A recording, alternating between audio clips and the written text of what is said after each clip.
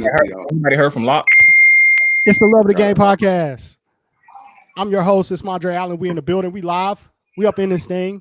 Y'all already know what time it is. It is April the 19th of 2020. And that date is important. That date is special. That date means something because this is the day that The Last Dance, the Michael Jordan 10-part documentary, gets released, and we are in the building. We ready. I got my J's in there somewhere. I got my Jordan somewhere in there, man. Let's go. Yes, sir. Let's go. Hey, man, we got your boy Mondre in the building. Bryce is here. Coach Huff is in the building. And we got a special guest, man. We've been telling y'all, man, all year long, man. Y'all got to respect it. 2 seasons now. We keep telling y'all that ain't no suckers in our circle, dog. When you come on a guest on this show, we don't bring no suckers, dog. We got the head coach of Druid Hills in the building. Coach Stroud, what's good, bro? What's going on, man? How you feeling? Hey, man, I'm all right, man. I mean, I don't know if I should address you by like the nickname. Y'all the Giant Killer. You know what I'm saying? Y'all knocked off Walker Kessler, bro. I don't know. You know what I'm saying? I should officially address y'all. You know what I'm saying? How you moving, bro? He had another nickname before that, man. Josh Okogie and them, they all know that nickname. What was it? What was that nickname, Stroud? Stroud Ball Entertainment. Yeah. Josh made that up, man. He made that up a long time ago, man. We were working out one day. He was like, man, it's Stroud Ball Entertainment, man. Well, at first it was Stroud Ball, but then they started putting the entertainment on it because we were winning and playing well. And they said, man, it's entertaining, man. This entertainment. I'm like, all right, cool. Definitely let them guards play, man. Yeah. I was noticing that, man. You got a couple of dudes over there got that thing on a string, dog. Like, yeah, man. Jaden Lingo, he a bad boy, man. He was definitely one of our best players. He averaged 17, 18 a game, man. He was a stud, man. We had Seth Cushenberry, the big fella. Yeah, man, both of those guys, man. Without them two, man, you know, I don't know. I really don't. But they were good. We had some other guards too. Saw a couple plays with Cushenberry, man, where like he'll size his man up, give you that one dribble hezzy. I'm pulling on you. Yeah. I was like, hey. Yeah, he's a space eater, man. He's a big kid. He got good hands too. Great hands. It says a lot when a coach though give you that confidence and let you play like that, man. You know, watching your guys play, I was like, man, hey, you know. And Coach Stroud, you walked into a good situation. I think a lot of people don't know about the history of Druid Hills and you know how they've been successful, and you're able to come over there and go to the state tournament your first year there, and, knock off a giant in your region. I know that was big news during the season when y'all beat Woodward and Walker Kessler. Yeah. Kind of talk about that game a little bit. Man, so before that game, we struggled just a little bit, but once we got going, you know, we were really good, man. I looked up that game, man. We were up 17 in the third quarter. I'm thinking, woo! you know, Huff, you've been coaching a long time, man. You know when you're up, you don't really want to look at the score. I just want to coach. I'm just like, man, I know we up a lot, but I ain't gonna look at the score. I look up at the score, I'm like, all right, we up 17. Then I look back up, we were up 11. I'm like, all right, now. Then Kessler started getting busy out there. But man, we had a great practice the day before. I remember because I look back at my notes like a couple of days ago, and I look back and I remember looking at that. I usually put a star by the practices that we, you know, have good practices. And man, we had a good practice. You know, guys came in, they were locked in. I mean, locked. You know, I knew before the game, I'm like, this is a little different. We might be all right tonight. You know, playing at Druid Hills, it's tough over there, man. It's tough playing at Druid Hills. It's a smaller gym. So, you know, Kessler hit a few shots early on, but once we got going, man, that night it was special. We had 20 assists that night, and so that helped us a lot. People keep saying, man, how'd y'all beat Woodward? I'm like, hey, man. Prayer and assist. Kessler's good though, Huff. He's good. Yeah, he's good. He's a great player. Did you do anything defensively specifically to like maintain him or like slow him down a little bit? I mean, play the 1-3-1. Man, I remember after the game, he was looking at me like, yeah, that was because I saw him, we were walking down the steps. He was like, man, that's the best defense we probably saw all year. Yeah. He just kind of closed those gaps because Mike, point guard Mike, man, Mike is good. Yes. Yeah, he's really good. He's crafty. So we kind of tried to keep him inside the little gaps and corners, and we had good angles. But Kessler, man, he was still getting his defensively, man. I remember before the game, I didn't know what I wanted to do, so I had to call my lifeline, man. So one of my good friends, Anthony Morrow. You guys remember Anthony Morrow? Played in the league. And whenever I need something, man, I called him. I was like, man, what you think we should do? He's like, man, just do this and this. I'm like, man, it ain't that easy, but and so we kind of we just really just closed that gap on them, man, and just cut off their angles. And they were missing some shots too. We were just fortunate enough to make some shots, man. That was the biggest thing. We made shots. But like I said, man, Kessler good. I remember Huff told me about him because I knew of him, and Huff told me about him. He's like, man, you got to deal with him. You remember that, Huff? You got to deal with Walker Kessler. I'm like, how good is he? He's 7 feet, step back, shoot the ball. I'm like, good. Yeah, like real. First time we played, I thought we played well. We lost by 20, but I know we played them pretty good. And the second time, I'm like, because I knew going in, I'm like, man, Anthony's a good coach, man, really good coach. And I knew going in, I had my work cut out. Hey, man, that was a good win for us, man.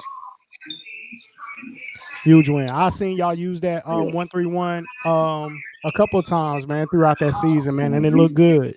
It looked good. Yeah, guys really played hard. Sure. Thank you, man. What's the from a development standpoint, man? What are some of the things that you focus on, man? Because, like I said, when I saw y'all play, man, I saw guards that was crafty with that ball. Like, you had dudes that had some wiggle in their game, a lot of good looking technique on the jump shots, bro. You had guys hitting, corner shots, a lot of mid-range, made a lot of mid-range shots. I saw some, you know what I mean? Some sauce on the layups at the basket. Like, are those things that y'all go over from a player development standpoint? Or y'all feel like y'all developing players, or is it just that y'all enable them to be free like that, play like that? Well, it's a mixture of both, man. We really go out, man, and my coaches, they do such a tremendous job. Mark Welch, Brian Murphy, and my dad obviously was my assistant as well. And Brian and Mark do mostly all of the player development, and so I just I'm more hands off with the player. I just kind of oversee it, and I let them rock and do their thing.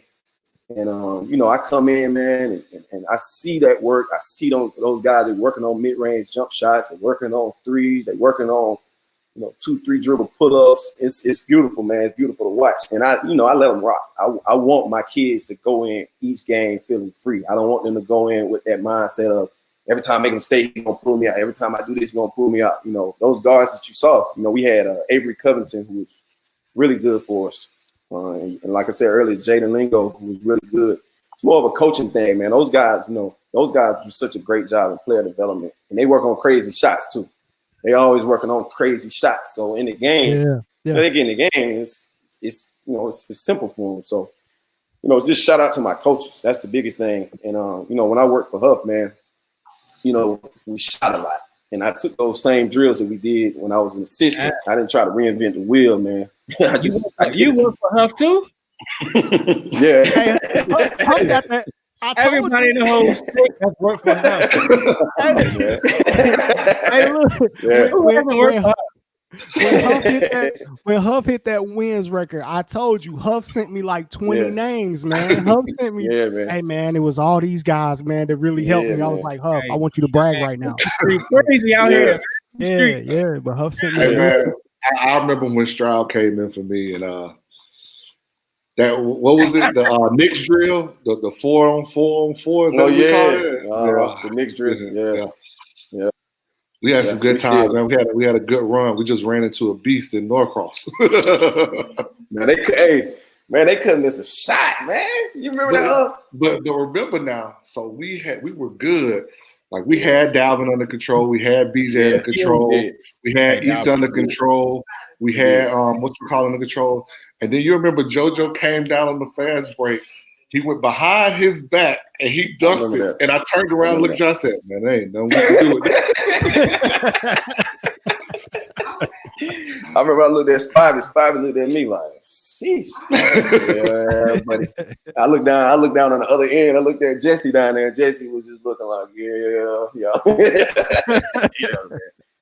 yeah, man. Yeah, man. I learned a lot from Huff, man. Just how to run a program, not just shooting drills, not just basketball. It was, more. It was bigger than basketball. And took that year that I learned from him. I learned from Coach Rivers at Shiloh for 6 years. Coach Rivers taught me a lot, just about everything, man. Just about everything about life, about how to run a program, how to be a family man. Just everything, man. So I give a shout out to those guys because, like I said, man, it's bigger than basketball with me. Yeah, for sure. But I want to hear about that, man. Hold on, Coach. He failed to mention the two most important people that shaped him. I mean, other than his mom, he's not talking about his granddad. Like, you got to tell the story of your granddad winning the state championship and it happened. Yeah. And then your dad has over 300 wins in Georgia High School. So my granddad, they won the 1987.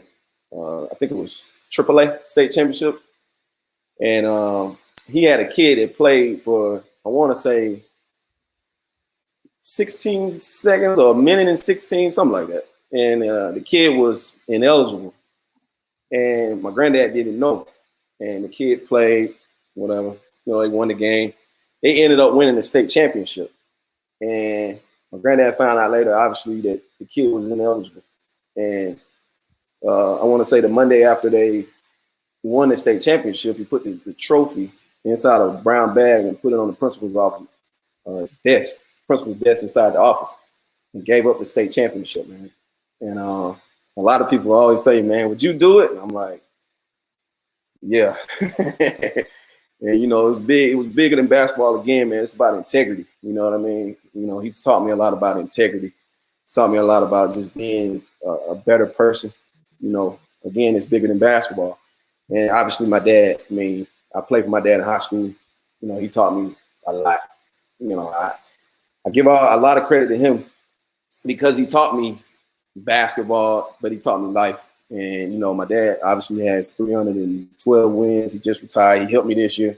But those two, man, they shaped me. They shaped me for, who I am today. My dad was big on education. And, if I wanted to coach, cool. But if I didn't, it was cool. As long as I got my education, he was good with whatever. And, my granddad, he was the same way. He taught me how to be a man, how to do things the right way all the time. So, give credit to those guys too. I remember seeing your team play in June, and we talked a little bit about that before the show started, man. And looking at what you had in June and how your team played in June versus what I saw toward the end of the season, you always want to see growth. And I saw an elevation in the IQ of the team and like the togetherness of that team from June to then. Talk about what that was like early on in the season and like guiding these young men, through the ups and downs of the season. Well, man, that first part, man, I was a little nervous when I first got the job. So I was just trying to do every little thing. I think once I stopped trying to do everything, I think that really helped us, because when you're a young coach, the best advice I can give a young coach just going through the fire this year was, don't try to do every single thing that you learn or hear about, And I think the growth and the growth for us was when guys started buying in, because you're a new coach and you get in and people kind of kids are like who are you? Yeah. Once I got in and I settled in and they started understanding what they needed to know, I think that helped us as we were going. And I knew eventually, because Sherman White always tells me, man, the kids they're gonna buy in. Just give it a second. Coach White always said, just give it a second. That second year, that first year, you're gonna come in, they're gonna kind of not know you like that. But that second year, and you're gonna see as the season, y'all gonna continue to get better. I thought we, like you said, Trey, I thought we got better as the season went, man. Because we played a brutal schedule. And that it was all about us getting better. I think the maturation process, guys started understanding, they started learning, and we got smart kids too. These guys, man, they smart, they understand. So they started getting better. And middle of the year, first part of the year, it was like, middle of the year, I'm like, okay, we got a chance to do something. By the end of the year, I'm like, okay, I think we can make it to the state tournament. To me, you definitely saw the maturation process, like defensively and offensively. Like the ball started to move better. Yeah, like it seemed like guys really understood and like bought into a role. But you didn't see. I'll just say maybe guys understood where they were gonna get their stuff from. And it really all looked like it came together, man. But man, thank you, man. Appreciate that. So I spent some time. I put it up on my live today. That Ups and Lee game. And watching y'all play, man, what is that like going into playing against a team like that, bro? Like, I'm gonna tell you what I said on my live, man. I was like, yo, I don't want no smoke. Like, I seen that. I said, man, you sitting here Ups and Lee, all of that tradition, like, and how they play the game mentally, like they're used to winning, and you can see it, man. And y'all was right there just battling, going back and forth with them, man, the whole night. And I was like, man, I'm looking at that like as a competitor, that's the type of game that you want to be in. But the night before, I'm like, bro, I don't want no parts of this, bro. You sleeping the night before, man. What is that like preparing for, a game like that? I didn't sleep. I never sleep. It don't matter who we play. Nah, man, that whole week we again had a great week of practice. I think it started Monday. We had a great day of practice Monday and Tuesday. And I just remember going into that game, we looked at a lot of film. I knew it would be a hostile environment. I knew guys were going to be ready to play. It was just a matter of us just going in and getting it done. Yeah. And, I looked up, we were up 6 in the fourth quarter, Dre. We were up 6, and I'm like, okay. Again, there's another game that I didn't look at the score. I didn't care about the score. I was like, let's just get this done. I knew we were playing well. I just kind of glanced up every now and then, and I think we kind of ran out of gas, man. That crowd is different. It's a little different. The stands are right behind the basket on the basket away side bench, and They were saying some things and we kept it quiet, but man, they tough, man. They just make shots, man. I mean, you can drop all the defense you want, you can drop anything you want, and they tough, man. They tough. But going into that game, man, I think we did a great job of preparing for it. My coaches did a great job. We went in, we were prepared, we were ready to play. And I think we just ran out of gas. Our youth got us a little bit throughout the year too. We were kind of young. We got mainly everybody coming back. Like I said, man, we got, we're gonna be missing Seth, but Lingo will be back. Jaden Kendricks will be back. So we got some guys coming back. We got some really, really good guys. Christian Sadler will be back, which he was our leader in rebounds, shot blocking. So, he'll be back. We're gonna be okay, man. We really are. We're in a tough region though.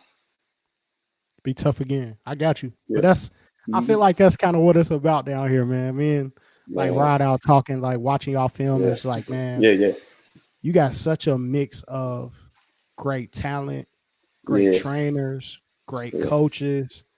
I feel like the only thing I had an issue with in 2020 was the officiating, man. Man. I feel like we had some officials that was in the way, bro. Like, it wasn't that bad for us, Drake. Wasn't that bad for us. It was okay. Man, I saw some games, man. I watched the Milton Wheeler game that we was at. Yeah, it was rough. Yeah. Oh my God, especially the last like 5 minutes. They made sense. I feel like when you walk out of a game and both coaches are upset at the officiating, you did a bad job, man. Like, both coaches upset, you did a bad job. Well, I mean, but why is it tough? Is it because they don't ref together that much, or they just don't know the game? Like, what is it that to me, we got some officials that want to be seen, bro. Like, we didn't come here to watch you, dog. It is quite a bit of officials that want to be man. It's funny because my staff and I were on with a college head coach this weekend. He told us something. He said, I want y'all to go back and watch. He said, I got to get some data behind it. but go back and watch officials in team's home gym and see how many charge calls that home team gets. He said, because that's the play, it becomes about the official. Mm-hmm. Right. They can really be seen. And he said, just watch it. He said he's going to have to get some data behind it, but he said just watch it. So, yeah. I just felt like we had some officials in GHSA that want to be superstars, man. Especially in 7A.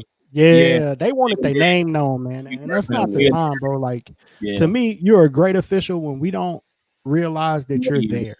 Right. You know what I mean? To me, that's a great official, man. We had some. Right. And I know y'all coaches, man, y'all can't, really jump on them like that. All the officials have been great for us. I don't know about you. Yeah, they were good, man. Yeah, I try to be diplomatic with them, man. Let me ask just one question, Huff, or whoever Stroud. If a coach steps on the floor during the game, does he technical foul or does he get a warning first? It should be a warning, but I'm gonna give you a story. Okay. Maybe it was 2011, 2010 region championship at Pace versus Demetrius Smith and the Pace Knights back then. It's a back and forth game, tight game in the fourth quarter. The play is on the other end of the floor. Mm-hmm. And I happen to be outside the coaching box. I'll admit, maybe a step on the floor. not yelling at an official. Right. Yeah. Trying to coach my team. And it wasn't a warning, it was a tech. And we lost the region championship. Oh, wow. Wow. Let me ask this question, Huff. Did you have to be restrained? After that tech got blown, which assistant jumped up to hold you to make sure that you wasn't getting kicked out of that game? Shout out to Drew Cat. Catlett, that's my guy, man. Hey, man, I've had that happen to us at AAU, man. I jumped up one time and caught myself, Huff, and walked to the end of the bench and sat down and still got the damn tech, man. Hey, I just should have came out. Look at him. Hey, so you got to realize, like, I'm one of those guys. I don't care if you've been a head coach before. So I have a bunch of former head coaches that have been on my bench. You know, Catlett, Coach College, Mario Mays has been a head coach, Virgil Amy. I can keep going down the list. You know, Rideout was a head coach in Texas. I can keep going down the list. And so when you're a former head coach, you kind of stand up sometimes when this play gets involved. I'll just say officials a lot of times, hey, coach, your assistant's got to sit down. Your assistant's got to sit down. Right. It's a trip, man. Man, Cam jumped in. This is good. What Cam Daly just responded is very. We in Georgia have no new people are emotional and they hold grudges. So when they in, they're gonna give you something. You showed me up last time? Okay. Hey, let me make sure I read this out for all the guys listening on SoundCloud, man. Coach Cam Daly, shout out Cam, says we in Georgia have no new refs. They hold a lot of grudges, hold a lot of issues and grudge against coaches. Some coaches ride refs so much that they look for you later down the road. I mean, to a certain degree, I understand that refs are people and everybody's jumping in on the ref's head. Everybody's jumping on the ref's head. Facts. Yeah, man. I mean, referees are people. I get it, man. But, you came to see these kids. Don't take it away from the kids because you got something with another grown man, bro. Like, but there are two things now. We do need, we've got to get a new influx of refs. And that's not the refs' fault. It's just the way the game is going. And GHSA has got to put that out. And then our ref association for Holy Innocents, they did a roundtable panel. So they brought head coaches into the refs association meeting. And we had an open discussion about things of what we didn't like, what we saw, what they saw. And it was good for us to sit in on that. As a head coach, and I'm pretty sure Stroud will say the same thing, and Bryce, you as an AAU coach, and Dre, just consistency. Like if I know you're gonna call it tight early, Just call it tight the whole game, and my players can adjust. My coaches can adjust. Yeah. If you're gonna let us play, then let us play. I can adjust to that. The biggest thing I don't like is if you do it one way early and then it switches, or you just doing it from one team and it's not the other team. Then that's when I have a problem. My biggest problem wasn't even that, Coach. It's don't have one official on one side of the floor calling the game one way and another official on another side of the floor calling it another way in the same quarter. Like, bro, y'all at least got to be responsible for being on the same page now. Man, it's one thing to flop between halves, but shit, can I get two officials that's on the same page with each other? Hey man, I wish if I knew we were getting on this subject, I wish I would have sent you this play. And I wish Mario Mays was on here, one of my assistants. Right before half, obviously Stroud knows this. I'm big on if it's under a minute, especially 45, we're gonna get the last shot. Yeah. So we're down 2, Elite 8 game versus St. Francis. We got the ball. We're patient. We're running our stuff. We get to about 10 and we're gonna go. And the guy from St. Francis literally just chucks our guard, like in the back. There's no call. There's no foul call. But because he chucked them, there's separation. So if there's separation, is there a 5-second call? We got a 5-second call. So instead of going down tied or at least down 2, they go down and they get a bucket. And so now we're down 4 at halftime, which may not seem big to some people. Right. No, it make a difference. In a tight game, that is like, hey, what's this penny story Cam talking about? Air him out, Cam. Man, you might want to bring him on and tell it because I don't want to mess this thing up. Can he link in and tell this story? Hey, Cam, hit my DM with your email address, bro. I'm gonna bring you in. Tap him in. Because I don't want to mess it up, but it's a good one. Y'all might shake your heads on this one. Hit me your email address, Cam. I'm gonna send you the info direct. As long as nobody does, or put your email in the chat. As long as nobody does what I did when I was coaching middle school AAU basketball, and against my team in the AAU championship, and we ain't gonna get there, man. We ain't gonna go down. No, I do want to know. Hey, Bryce, you was in it. Hey, Bryce, I want to know now. Did you take your shirt off and try to fight the ref outside? Nah, I ain't fighting no refs. I thought we was playing AAU bingo, dog. I seen that. Nah, but it was a little bit of AAU bingo going on. Wow. So we were in the championship. This is probably like our 4th game of the day, mind you. So everybody's tired. Like coached 4 games on one day. 8th grade. It's 8th grade or 7th grade, something like that. And we're playing the Celtics in the championship. I knew they had way better players than us. So I'm like, man, I'm about to stall the game, slow it down, ain't no shot clock. So we stalling the game. We probably up like by 5 points, scores in the 40s. You know what I'm saying? They didn't blow us out. We had never beaten the Celtics that whole year, right? So at that point, we're about to win. It's probably 15 seconds left. We get a steal. My point guard takes off down the floor, and I'm like, yeah. So I step on the court, and the ref get out of here. Oh, man. That's what Locke is always talking about. So instead of us winning the AAU, the 8th grade or 7th grade, I can't even remember what grade it was, state championship. This is with Madison and a lot of kids who are in 2021 now in high school. We had and Dylan was on the other team. Dylan Hunter was on the other team. Cam McDowell was on the other team. So they were loaded. We were both loaded, and we were about to upset them. So from that point on, I have learned a tremendous lesson. Like, wow, never. I don't even step on the floor anymore. Like I don't even look the ref say. Don't do it. I'm sorry, bro. Yeah. Hey, ref, run me my page. Because that was like, that was probably one of the worst moments of my coaching experience life, because it was like, we got that far. We probably played 10 games in 1 week and everybody's tired. We were about to win the state championship in middle school, which is a big deal. And at that point, in 15 seconds, like the whole thing just flipped. So it was crazy. So I don't even mess with the refs anymore. I don't look at them. I smile, pat them on their back, Ask them if they want to go have a drink later on. Shoot. Hey, bro, I'm gonna be honest. It was talking to Huff that got me off the refs, man. It was talking to Huff that, you know. What did I say? What did I say? Stop getting all them damn texts and getting kicked out of games. It was one of them accountability conversations like, hey, bro, I love you, man, but you got to stop getting kicked out of all these damn games.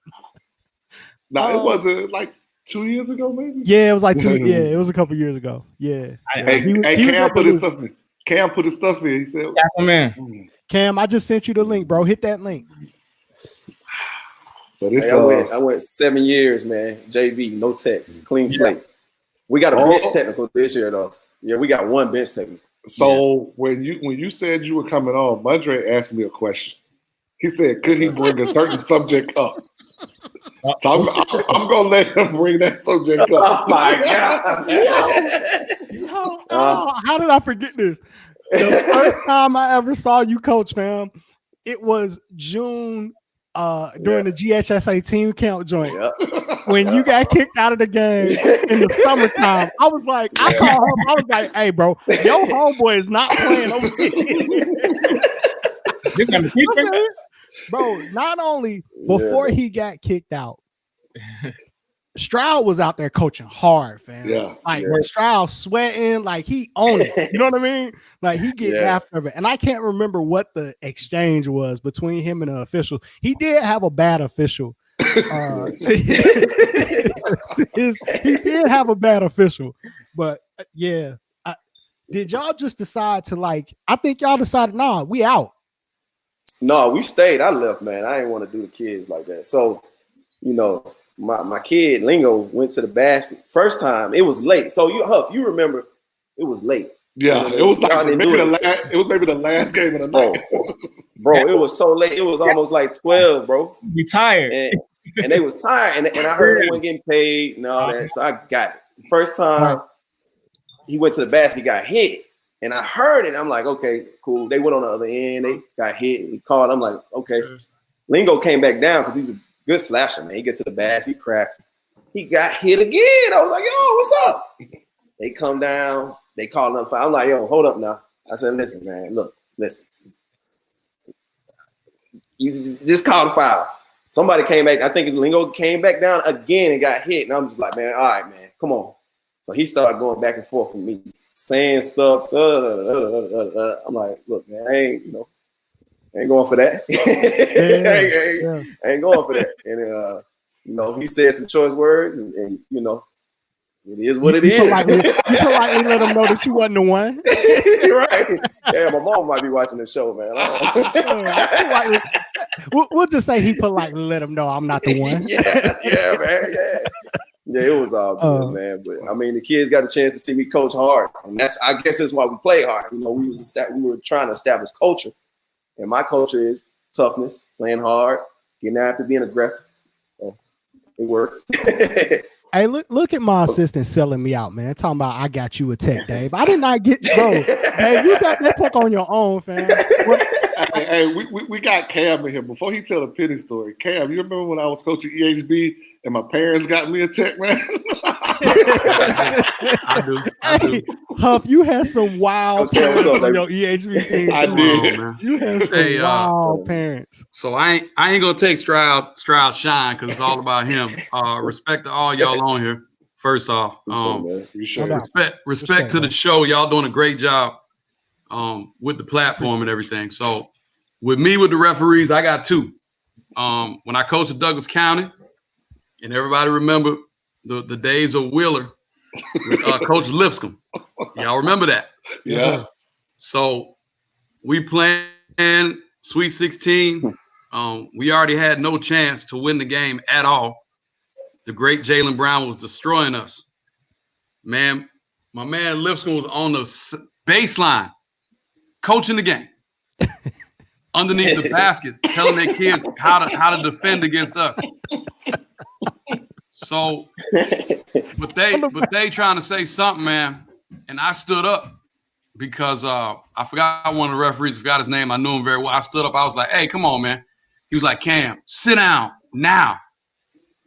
Are you serious, man? This man is coaching on the baseline we're trying to say something on our end, and you guys are gonna tell us like sit down, and that's the type of stuff we talking about with like referees. Yeah, that disrespect. But we were all talking with Coach Penny because he's one of our guys, man, at Tennessee State. Does a great job with his program, and I'm gonna keep it G-rated. I ain't gonna tell you guys what he told us, but Tennessee State is in the OVC, so it's historically black school. So he's like, if you guys wanna talk about refereeing. And after he told this story, Coach Moultrie is on the phone and Coach Thompson at Willard. They were both like, hey, we'll never say nothing to a referee ever again. He said the referees will always, pick on him and his players and tell them like they got to be quiet, stop talking, like your coach can't stand up. So he said they're in the OVC tournament. One of his players walked up to him after they had the pregame meeting and was like, Coach, you probably deserve coach of the year. He like, why you say that? He said, man, because every game we go to, it's against all odds for us to win the game. He's like, I put it like this. I put it like it being raped.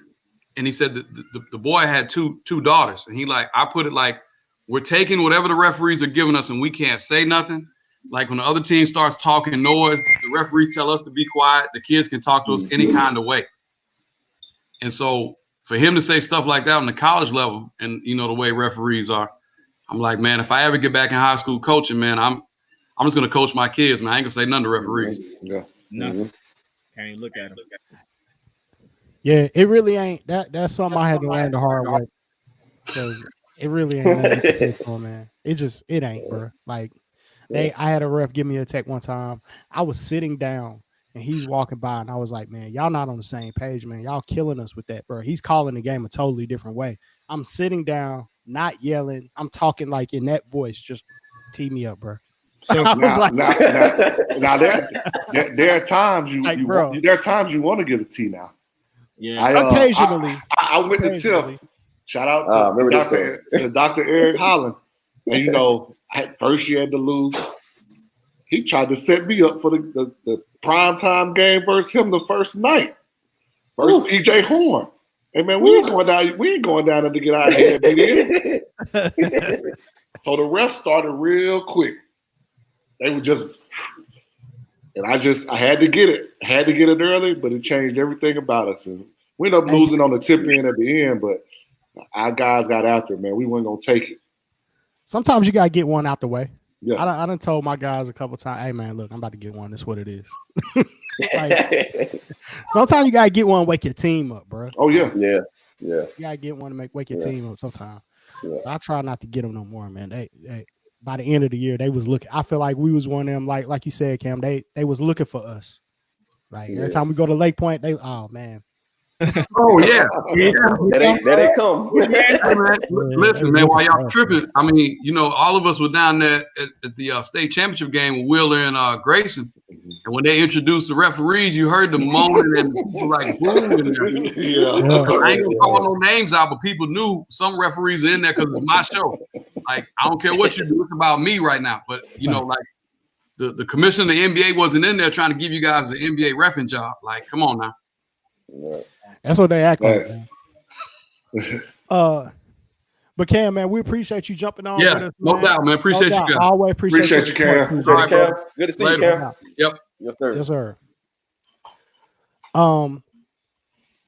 So Huff, we're gonna act like your name ain't out here in these streets, bro. I don't know what you're talking about. I'm signing off. We are exactly 42 minutes. I'm signing off. We 42 minutes in this podcast, bro. We're gonna act like your name ain't in these streets. He don't want that smoke. Don't want none of that smoke. Hey, look, Huff, again, that's another thing that Huff too humble to really speak about, bro. Man. That's like one of my favorite handles online is that I ain't gonna say what it is, but if you know, you know. Yeah. I like reading those tweets.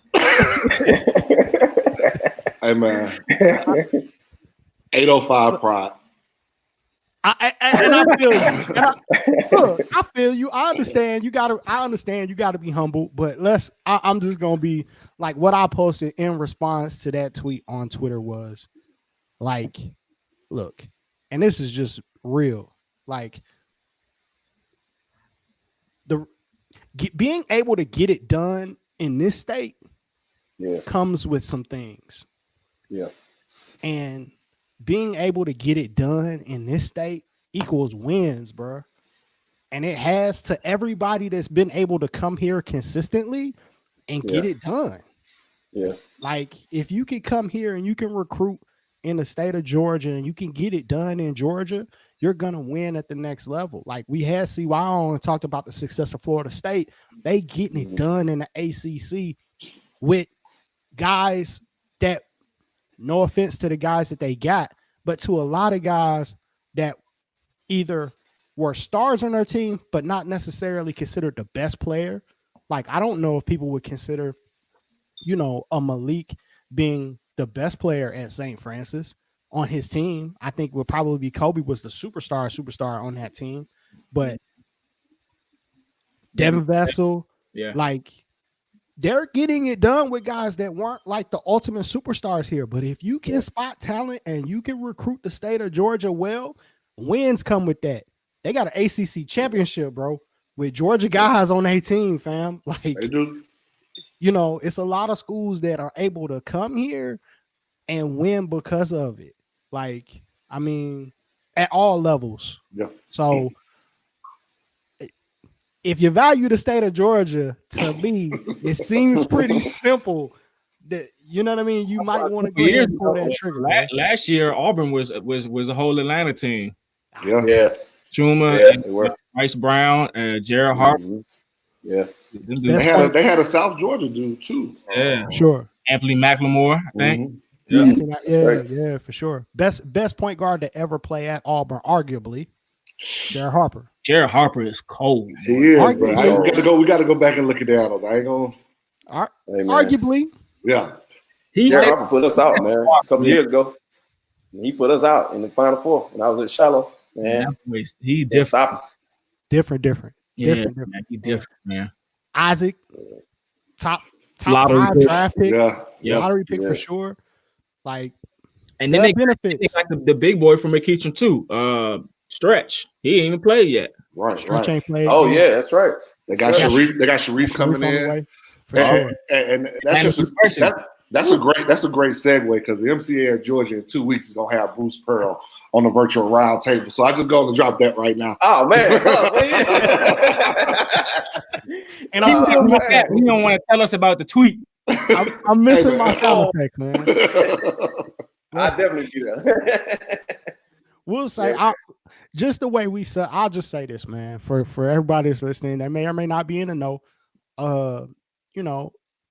Just like we celebrate kids having an opportunity to go to the next level, continue, working on their craft and chasing their dream, our boy might have a chance to be at the next level and continue perfecting his craft and chasing his dream. Although I know he's extremely happy where he is. But to me, it's got to be humbling to even be in the discussion, or especially when you talk about being a finalist, to be in that discussion. It just shows that, the time that you spent at that level is not being overlooked, that people are valuing that. You know what I mean? So, I know my boy, if he say something, he going to be talking about everybody that helped him along the way. But like, your name up there for a reason, bro. Yeah, Huff. Hey, look, I agree, man. I agree with you, Dre, on that one, man. I mean, Huff, I woke up this morning, I looked at the tweet, I'm like, this ain't shocking, man. So that's when I text you, and I'm like, Huff, what's up, man? What's up? Talk to your boy, man. What's happening, man? Yeah, man. That's, but we'll just wait and see. I ain't gonna push the top about it, dog. We'll just wait and see. Hey, we didn't talk about that. You see how I'm moving on right there? We'll make the pass ahead. Let's go. All right. See, we didn't get to talk about what Charles Oakley said last week. We ended the show with it, but we didn't really talk about it. Facts. So Charles Oakley basically openly said in an interview that Pat Ewing really wasn't about that life. Never put him on his back. never put him on his back, never carried him over the finish line like he was supposed to. And not just that he said that, he, to me, went so far as basically to say that Pat Ewing really didn't want that smoke. He said that what was his exact quote, Huff, that Pat Ewing ducked adversity? Yeah, so it was something like that. Yeah. And then it was a follow-up podcast with Wojo that Jeff Van Gundy was on, talking about the year that the Knicks were up 2-0 on the Bulls and they couldn't get it done. Yep. Even though Mike had supposedly went to Atlantic City and gambled all night and went 3 for something in game 3 and they still lost. And he said it was all downhill after that.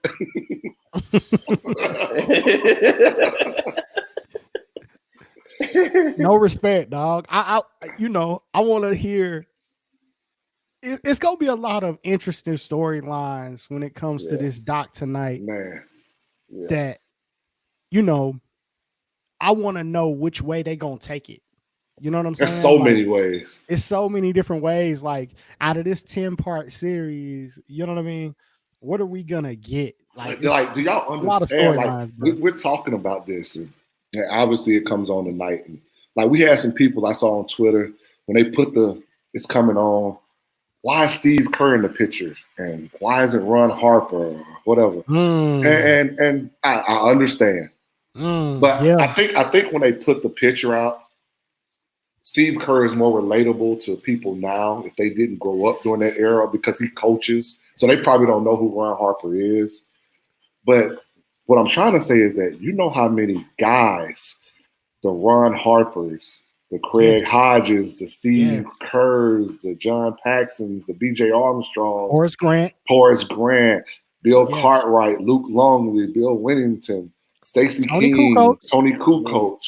Tony Kukoc is going to get downplayed in this. And he should. Kukoc is going to get downplayed. He should not. Sure. So is Ron Harper because a lot of these guys, to me, maybe don't remember how much of a certified cooker Ron Harper was before knee injuries, bro. Shoot, before he got to Chicago, in Cleveland, and Clippers. Facts.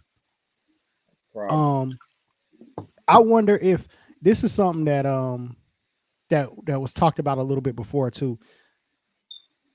MJ caught a fade in the playoffs against the Magic. Man, I saw that tweet you were going in on that. He caught a fair one, bro. He caught a fair one. That's all I'm saying. He caught a fair one. But what I love about MJ is what happens after that.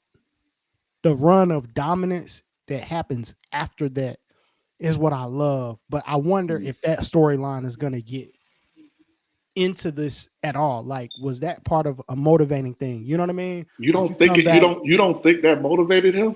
I think it does. But see, we never get that story though. We never. It's like, oh, they only won because he wasn't there for the full season. It's like it gets brushed under the rug. Now we know MJ don't care. Like under the circumstances that he lost. But like, I would love to hear how that motivated and pushed him. Man, I hope they talk. I hope they talk about it because there are stories like Dominique Wilkins has a story of MJ walking in their locker room. I saw that. with a cigar, and said, "Who's guarding me tonight?" I saw that. He's in for a long night and walks out. But he didn't just do it. It was a story about when the Bulls played the Wizards or the Bullets or whatever they were called when Chris Webber played for them. And it was a playoff series. And he did the same thing. Like, who's guarding me this series? It's over for you. It's over for you. Like, it's also one about y'all don't remember the time Rex Chapman lit him up or supposedly lit him up for like 50-something? Yes. Yeah. It was over for Rex the next time. Yeah. Yes. Rex did give him and the time after that. And the time drove him out the league. I remember I tell guys to this day, when you going against a dog, and if that dog if he kind of that night is just okay with just going through the motions, hey, let that dog lie now. Don't start tempting the dog and saying something. Don't mess with that dog, man. Yeah. Penny used to go with MJ too, bro. Like Penny wasn't laying down for MJ. And guess what happened that next year? Penny has some injuries too. You know. Oh, for him. But yeah, MJ is a different animal, bro. Mentally, Yeah. Man, I remember when Jordan used to destroy the Hawks, man. Back in the day. Oh, do you not remember? Do you not the day, when he came back that year wearing 45? Yeah. Was it the night before he goes to the Knicks and drops whatever 50 something?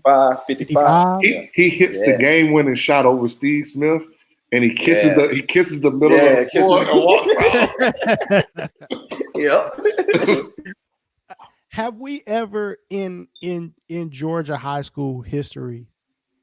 Is there any player that we've seen that had that type of confidence level of a MJ, of a Larry Bird? I feel like MJ was at that time was copying what he saw from Magic and Larry with that type of confidence.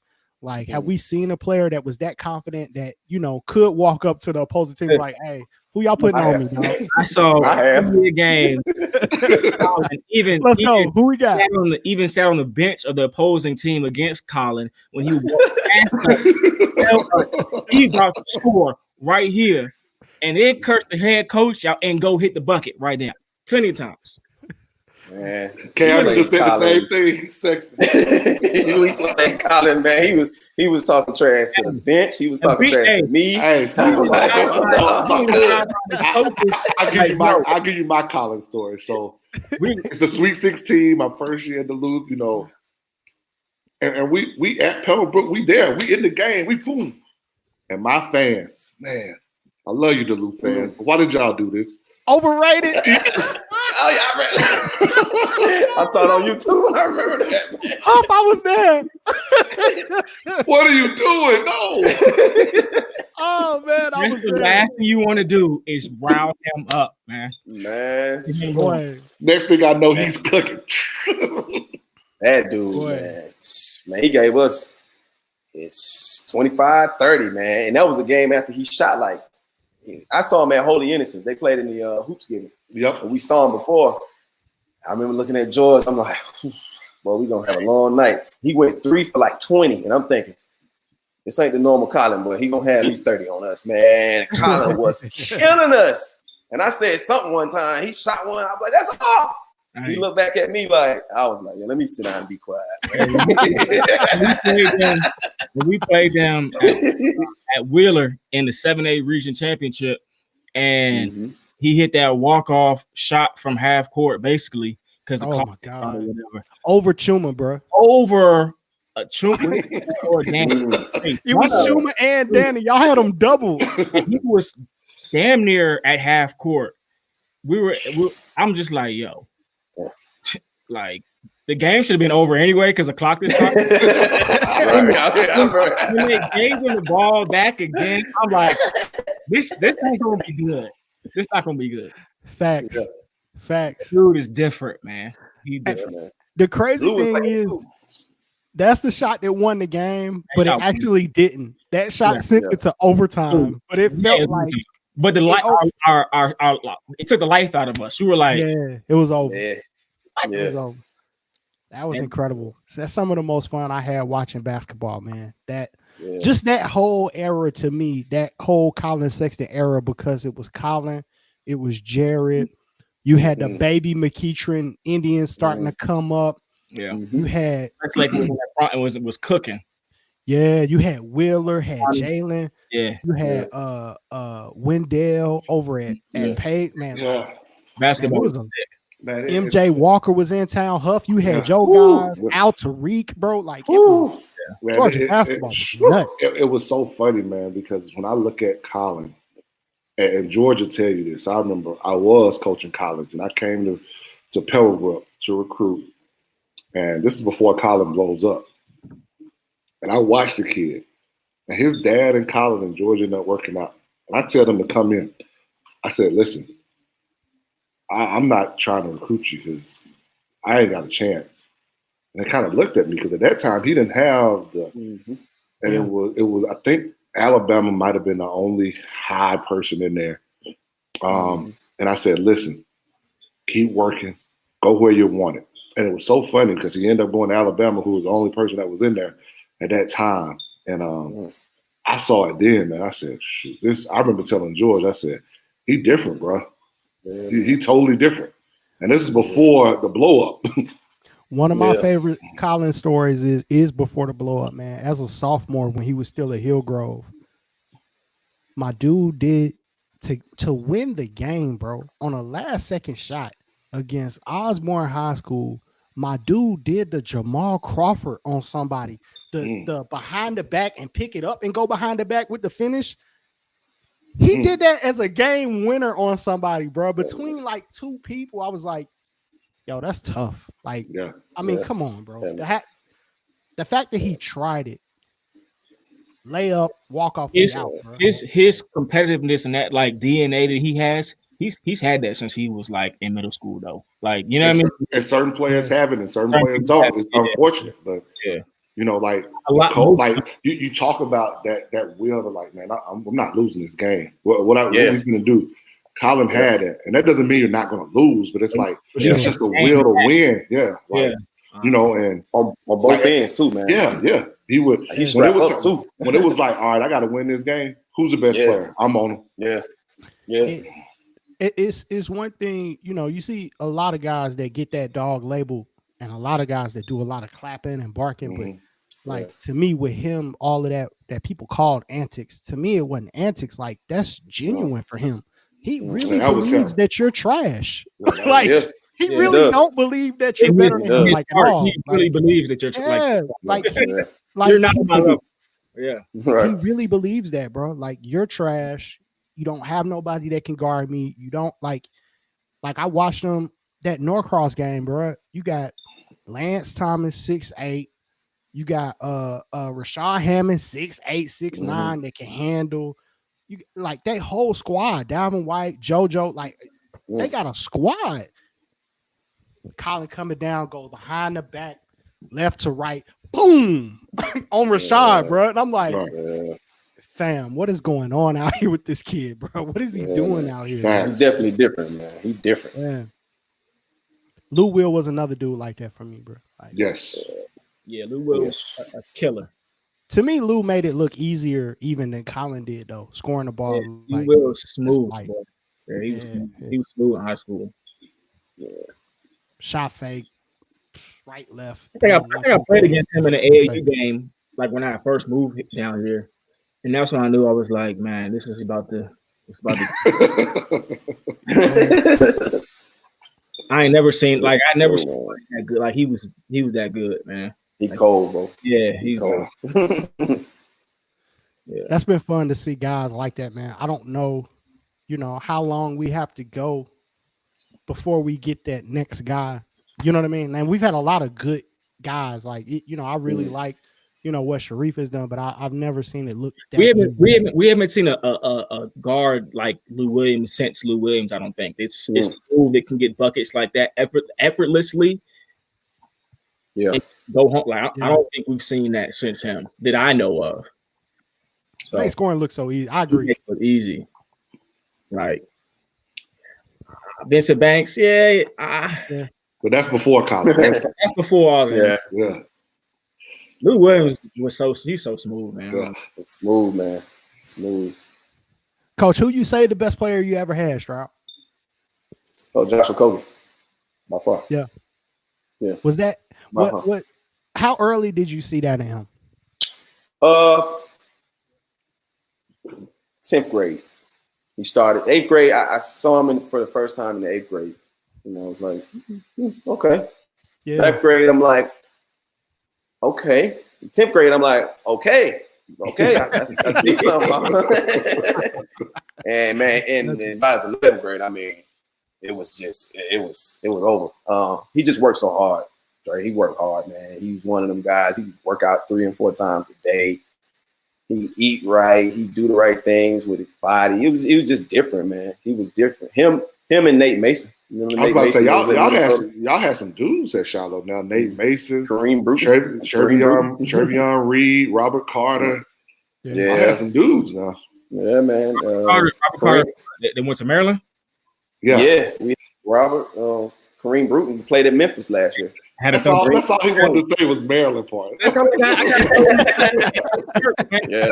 Listen, anytime a kid that I follow, I know, had posts like his top 8 or top 16, and Maryland's in it, I always get in the turtle underneath. I don't even care. Hey, I'm gonna get the turtle. Hey, so you knew pro even back then? Or you knew he was just high level? I knew he was high level. And when he went to Tech, I was like, wow, man, he got better. Like when he went to Tech and he got up under, Coach LeBerry and all those guys, I would come back and I'm like, man, you better. Like you way better than when we had. I mean, when I was with him, we just, we work out. And I was like, okay. And when Coach LeBerry and Coach Passner got him, they just turned him over. I was like, wow. I was. Oof. So, Coach, he was when you guys had him. Was he ranked in any of the top state rankings or national rankings? Man, I'm getting older, Bryce. Let's see. I want to say I want to say he was. Yeah, it was low though, really low. He wasn't nationally ranked though. No. So not that I can remember. That just goes to show people that just goes to show you that rankings don't necessarily matter if you keep grinding. Just do your job. Bro, I don't even look at rankings to be brutally honest, man. Like I tell my kids all the time, I don't even look at stuff. I don't know who's ranked. Kids these days are so caught up in what's on Instagram and Twitter, what's on their phone, that they can't even work on their own craft because it's blocking. It's like it's almost blocking their side of the brain from like really locking in. Like, damn. So they're like, damn, how he get that? Or why I can't get that? This and that. And they don't realize that your skill set doesn't match his skill set. Your work ethic doesn't match this man's work. He's in the gym 3 times a day. He doesn't care if he gets it right up. I gotta ask that question though. Each of you guys have had a monster like that. Like you were talking about Okogie 3-4 times a day.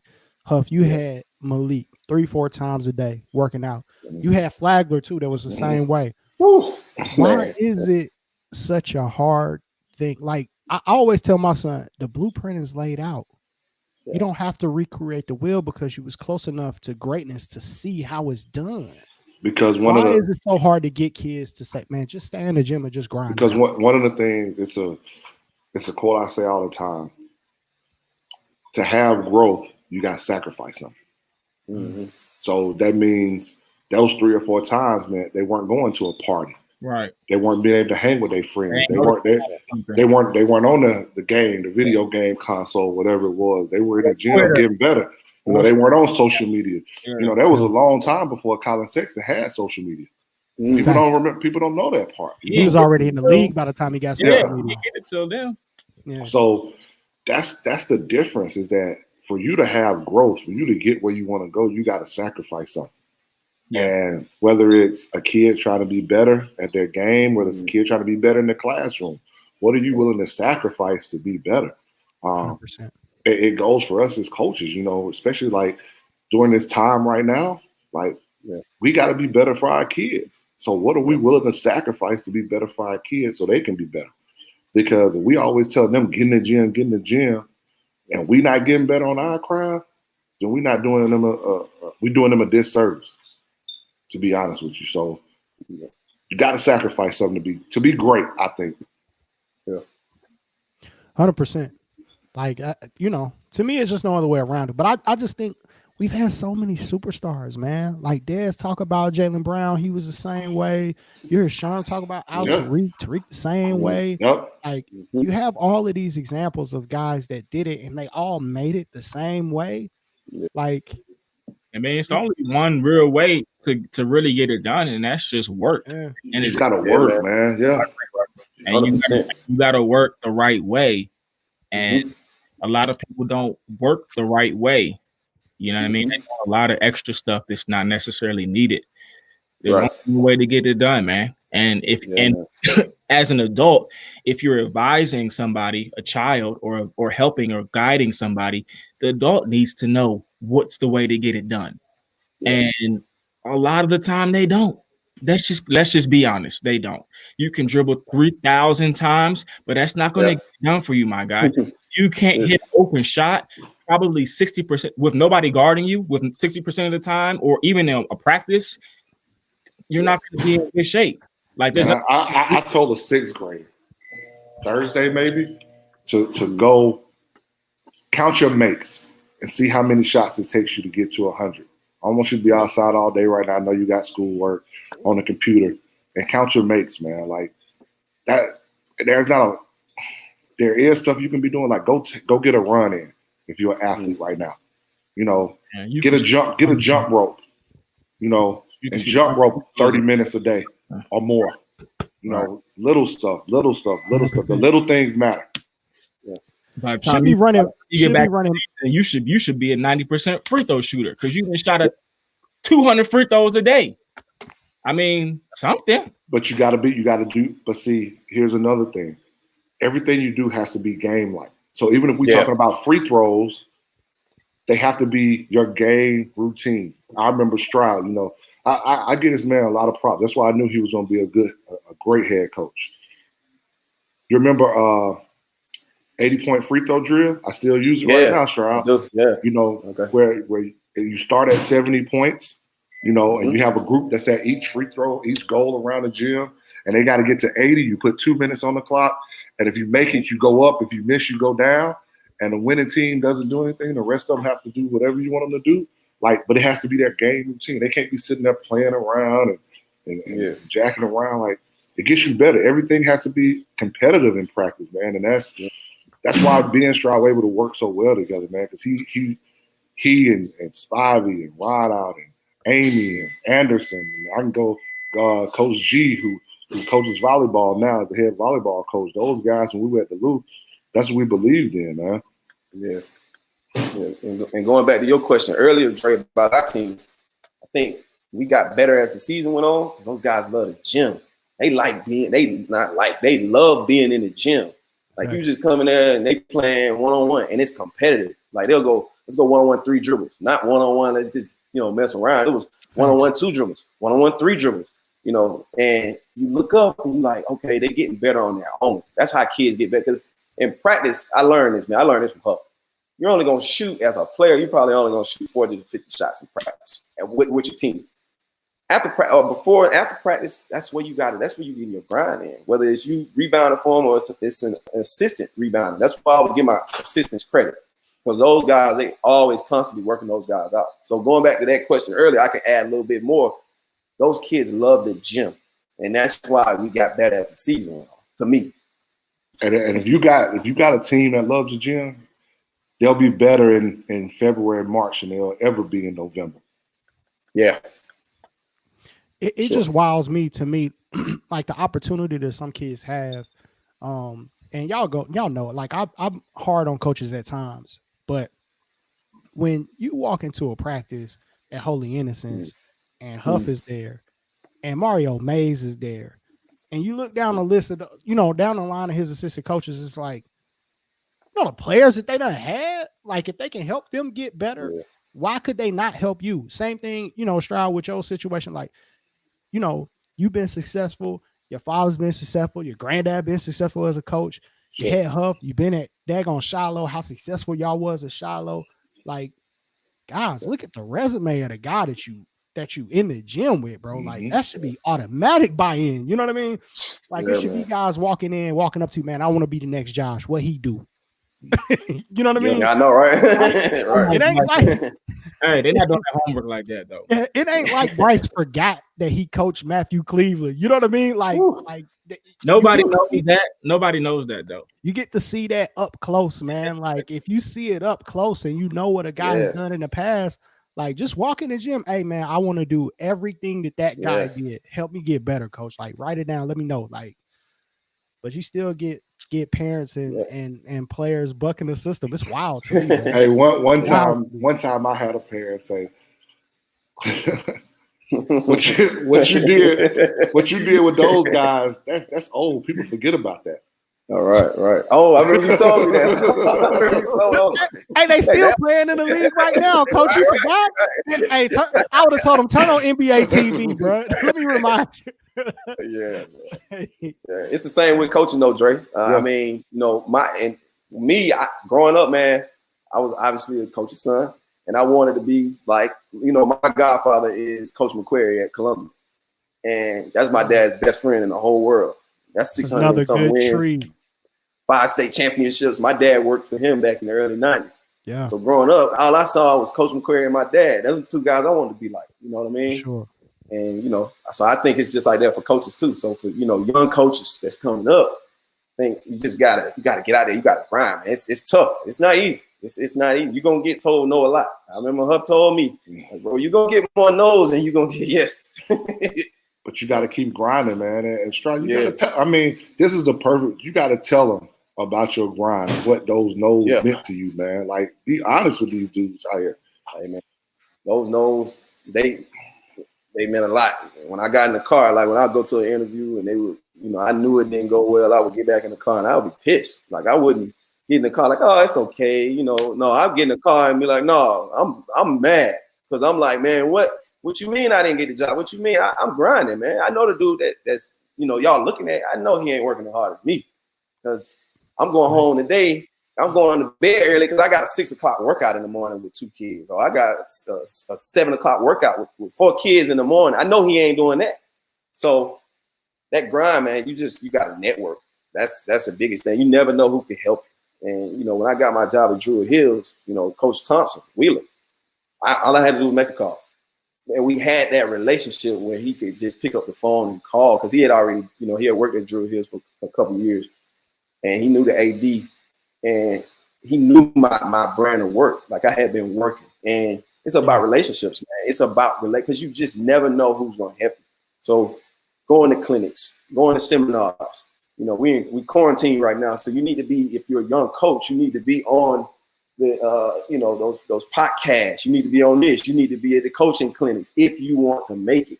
Like I would go to clinics. I remember this, man. I would go back to clinics back in the day, Drake. I was a young assistant. 24, 25, 26 years old. I walk in the room and I'm thinking it was going to be guys that were going to be the same age. No, I walk in the room, Coach White in there, Coach Larry Thompson in there, Jesse McMillan's in there. I'm like, wait, these David Boyd was in there. These guys, they won state championships. They're sitting up front and they're learning. So why, as a young coach, would I be, first of all, why would I not be here? But why would I be sitting in the back? When you got guys up front, these guys are sitting up front. When I saw Coach White at a coaching clinic, that was it for me. That was it. It was a wrap. I was like, bro, you got at that time he had 6 state championships. We're gonna lose count. He had 6 state championships. And he's sitting there and he's up front and he's taking notes. And Larry Thompson, same way. We would have clinics. You remember Huff? We had an MCA stuff. Yep. He had just won 2 state championships. He was sitting up front. He was like, bro, sit down next to me. Let's take notes together. I was like, why you ain't at home? Like, you made it. Oh, these dudes were grinding. Come in, Coach Boyd. Who else, man? It's just plenty of coaches, man. And so even Coach Chester at Miller Grove, he go to all the clinics. You see him at all the clinics. Every clinic that I'm at, he at. And he won 6 or whatever it was with Miller Grove as an assistant with Coach White. These guys, they humble themselves enough to go and sit down, and that's how you form those relationships. And they help me, man. If I could call Coach Larry Thompson right now. He's like a brother to me. He'll send me something. I'll be like, yo, man, I need such and such. He'll send it to me before we can get off the phone. I can call Coach Rivers Shallow. Yo, man, let me get such and such. He's sending it before I even hang up the phone. So it's just about relationships, man. If you really, really, really, as a young coach, want this grind, it's tough now. This is just a tough business, man. It's a tough business. Huff ask me all the time. You want this? I used to ask. I said, "You really want this? You really want this?" All those points you made, though, are the reasons why Georgia high school basketball and Georgia high school basketball, in Georgia, period, is as good as it is, and how it's just escalated to blow up because the coaches continue to grind and work, and then you're putting in the work with the kids, and they're developing and turning into these pros. And even if not in the league, they might be overseas and they're going to D1, whatever the case may be. So I think all those things you said, where another state may not have so many clinics that guys can come through and connect on and make those relationships. I think that's why Georgia basketball is like what it is now. If you ask me, it's up there with DC, with Chicago, with California. Probably it might be past all those places. So. Because our public schools get busy too. In those places, only they private schools get busy. Our public schools get busy. A lot of public schools, like in the DC area, don't really get busy like that. Some of them do, but most were coming from DeMatha, you know, those private schools, BCACs and all that conference. And they recruiting from outside of their area too, and bringing kids up. They bringing the kids. Like we get it from public school where you got Walker Kessler, and then we get it from private school, and then we get it from public school where you got McEachern, you got and everybody else. So it's just tough, man. It's tough. Hey, we're gonna take a question from our audience for you, Coach Stroud. I do want to say real quick before we get this question, I gotta put some respect on Coach Rivers' name too, bro. That's not a name that we say enough. That's not a name that we say enough, and we meaning I was we talk about great coaches. Like, gotta put some respect on that man's name, bro. Like, man. He coaching his ass off over there at Charlotte. Every year. Best defensive mind that I've ever been around. Like, I've never seen somebody that could, this is what we're gonna do on the pick and roll. This is what we're gonna do on handoffs. This is what we're gonna do on pin downs. This is what we're gonna do full court pressure. We're gonna do this. We're gonna do that. Yo, we're gonna turn them Stroud, short choppy steps, man. Gotta get here. I'm like, yeah. So man. Shout out to Coach Rivers, man. Coach Rivers, that's my guy, man. Yes, sir. That team, that Shiloh team is scary. How hard they play, that is scary, bro. That's a staple of Coach Rivers, man. If you ain't playing hard, that's an issue. I give y'all those secrets off the camera. I can't tell everybody those secrets. Those are my secrets. I can't give away Rivers secrets in the public, man. No doubt. Hey, first question for you, Coach. They asking, what mistakes did you feel like you made as a young head coach? Ooh, man. Great question. How much time I got? Man. So, I think everything to me was going so fast. Like, the months between October and February were going fast. Usually as an assistant, they go really, really slow. But when you become a head coach and everything falls on you, it was going so fast. I think the biggest mistake that I made was I didn't slow down. I want everything fast, instead of just slowing down and kind of delegating responsibilities to my assistants. Hey, man, handle this for me, do this for me. I was trying to do everything because I still had an assistant coaching mindset. My mindset, because I've always tried to just stay humble, man. I don't ever want to feel like, I'm better than anybody or I got this opportunity because I'm better. No. So I think next year, delegating responsibilities to my assistants is the biggest thing. Just communicate with them what I really, really want so that everything doesn't I'm not bombarded and I feel like, it's going so fast. I think delegating. I learned that from, again, Coach White, Coach Larry Thompson, Coach Pierce and Gracie told me. I got all kind of mentors, man. So I'm shouting these guys out. But, Coach Pierce told me, hey, man, delegate, make them work. Make those assistants work. So just delegating responsibilities to them. And shoot, man, it's a whole bunch of stuff. Probably not having as long. When we first started, man, we were having really, really long practices. It's because I was so hyped to be in the gym. Oh, man, we in the gym. We in here 2.5. Cut it down. We need to cut it down. We're going to cut it down. We're going to make some adjustments to that this year. Just, some of the lag time. But I was so hyped, man. When I first got my job, I'm like, man, we're going to be in here 5 hours. I don't care. Let's get it. But I realized that we kind of ran out of gas doing that early on. And I kind of went back. So, yeah, those were the two biggest things, man. But I got a great support system at Druid Hills. I mean, it's phenomenal support system. I heard y'all talking about that a few weeks ago on the show as far as, talking about your administration, how supportive they got to be. And my administration is, man, they are awesome. My AD, Coach George, she's awesome. So, man, that was something I didn't realize coming in as an outsider. I guess when I say outsider, you guys being high school coaches from the AAU side, not understanding. When I start having coaches tell me, hey, man, not every AD really cares if basketball wins or not. That's not on their radar. I was like, what? Yeah. What are you talking about? That's really dope, though, man. I'm glad about that, man. If I could say one, it's just, and I know it's been a while since I was a young head coach, but you still young, huh? I know, man. Don't let the gray fool you. Don't let the gray fool you. I got one gray right here somewhere. I be pulling it, man. Hey, they're gonna make him grow more. They're gonna make him grow more.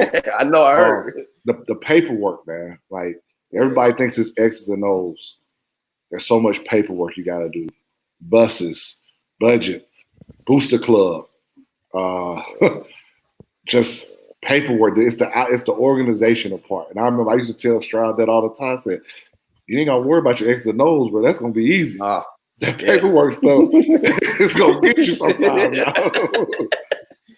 Man, I was signing stuff all the time, Dre. Like literally. Like I remember I text up. I was like, look, man, you didn't tell me I had to sign stuff. I was signing stalemate things, and one time they kept throwing me papers. I'm signing. I'm like, man. You got game contracts you gotta sign.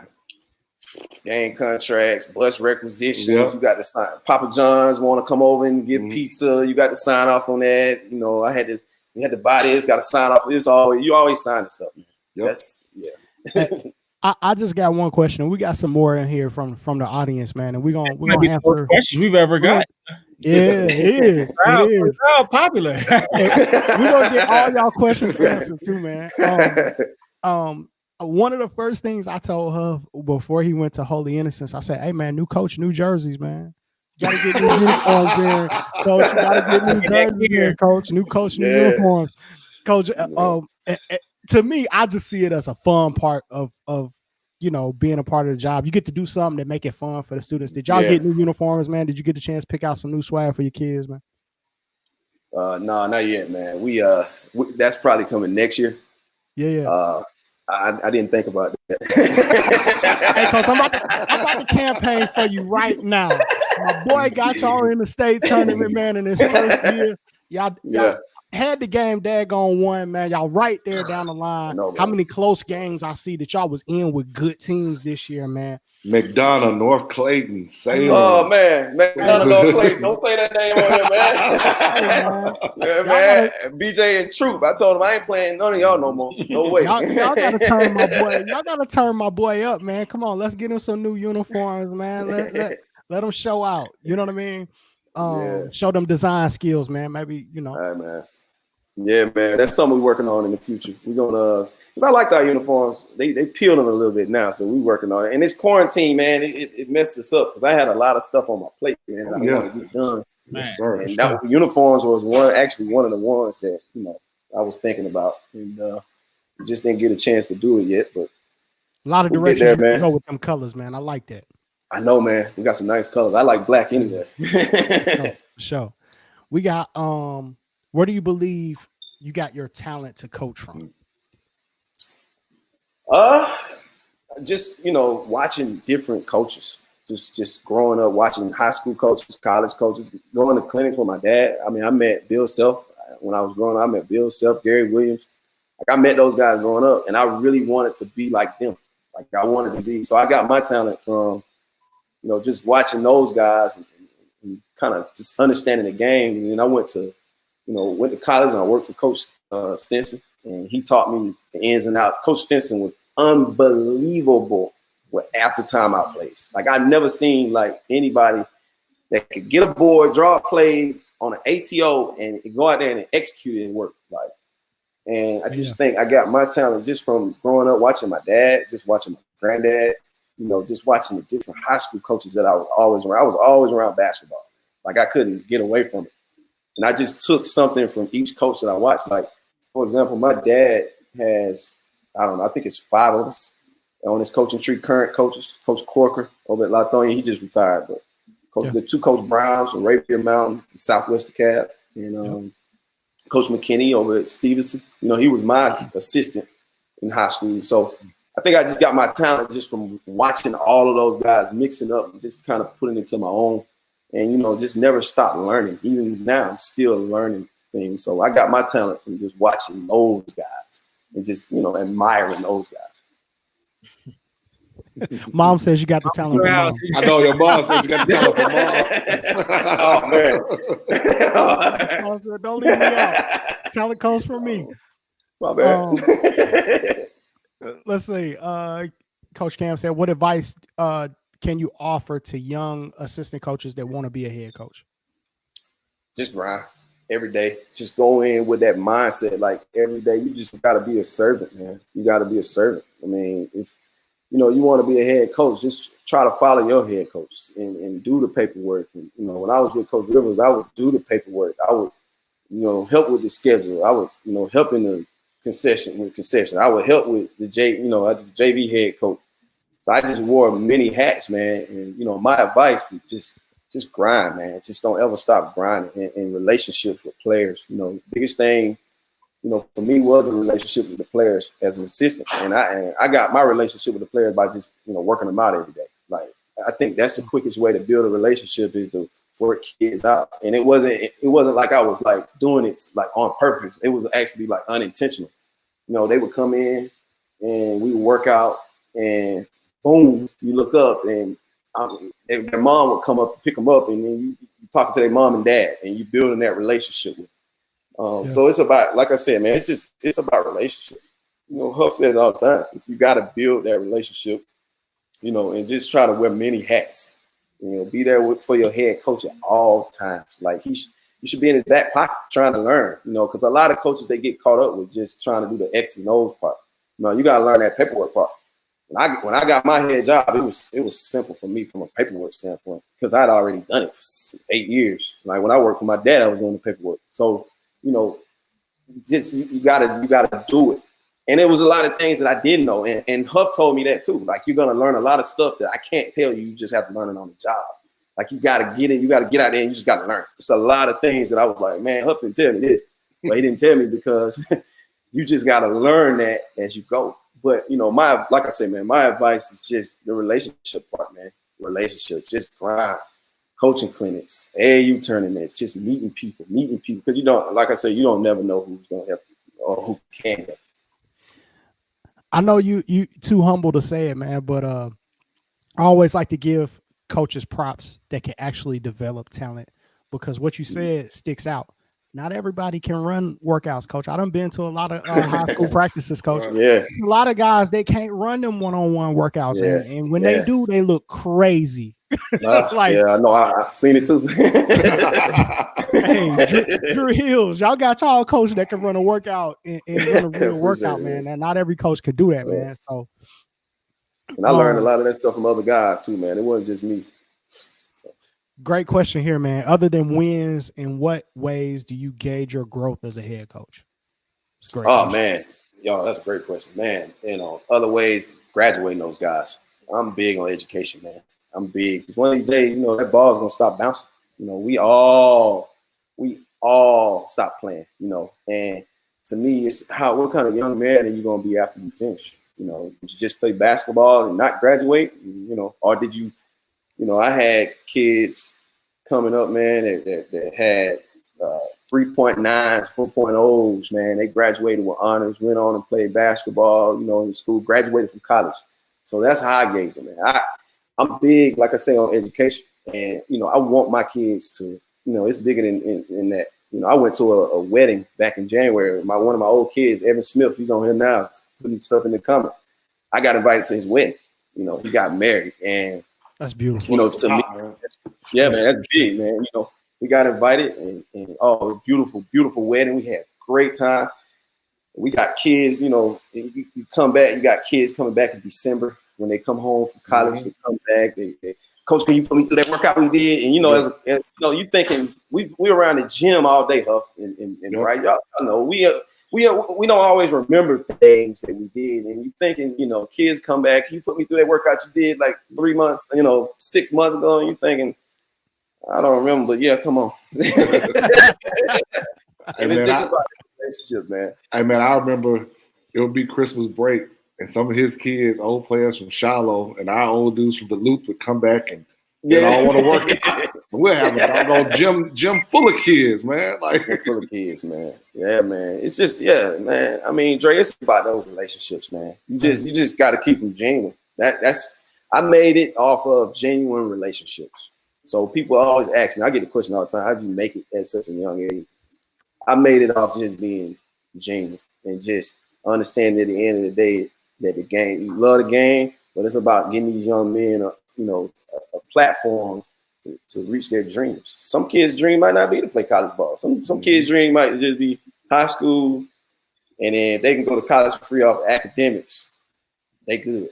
Are you gonna treat that kid any differently because he doesn't want to play basketball, or are you gonna nurture that kid and show him, hey, okay, you don't want to play basketball? Cool, I'm gonna set you up. Boom. So that's what it's about to me. That's how I value success. Same kid might want to come back and coach, might want to come back and teach at the school. Yes. Still valuable. Yep. Still valuable, man. Sure. Man, let's talk about some kids, man.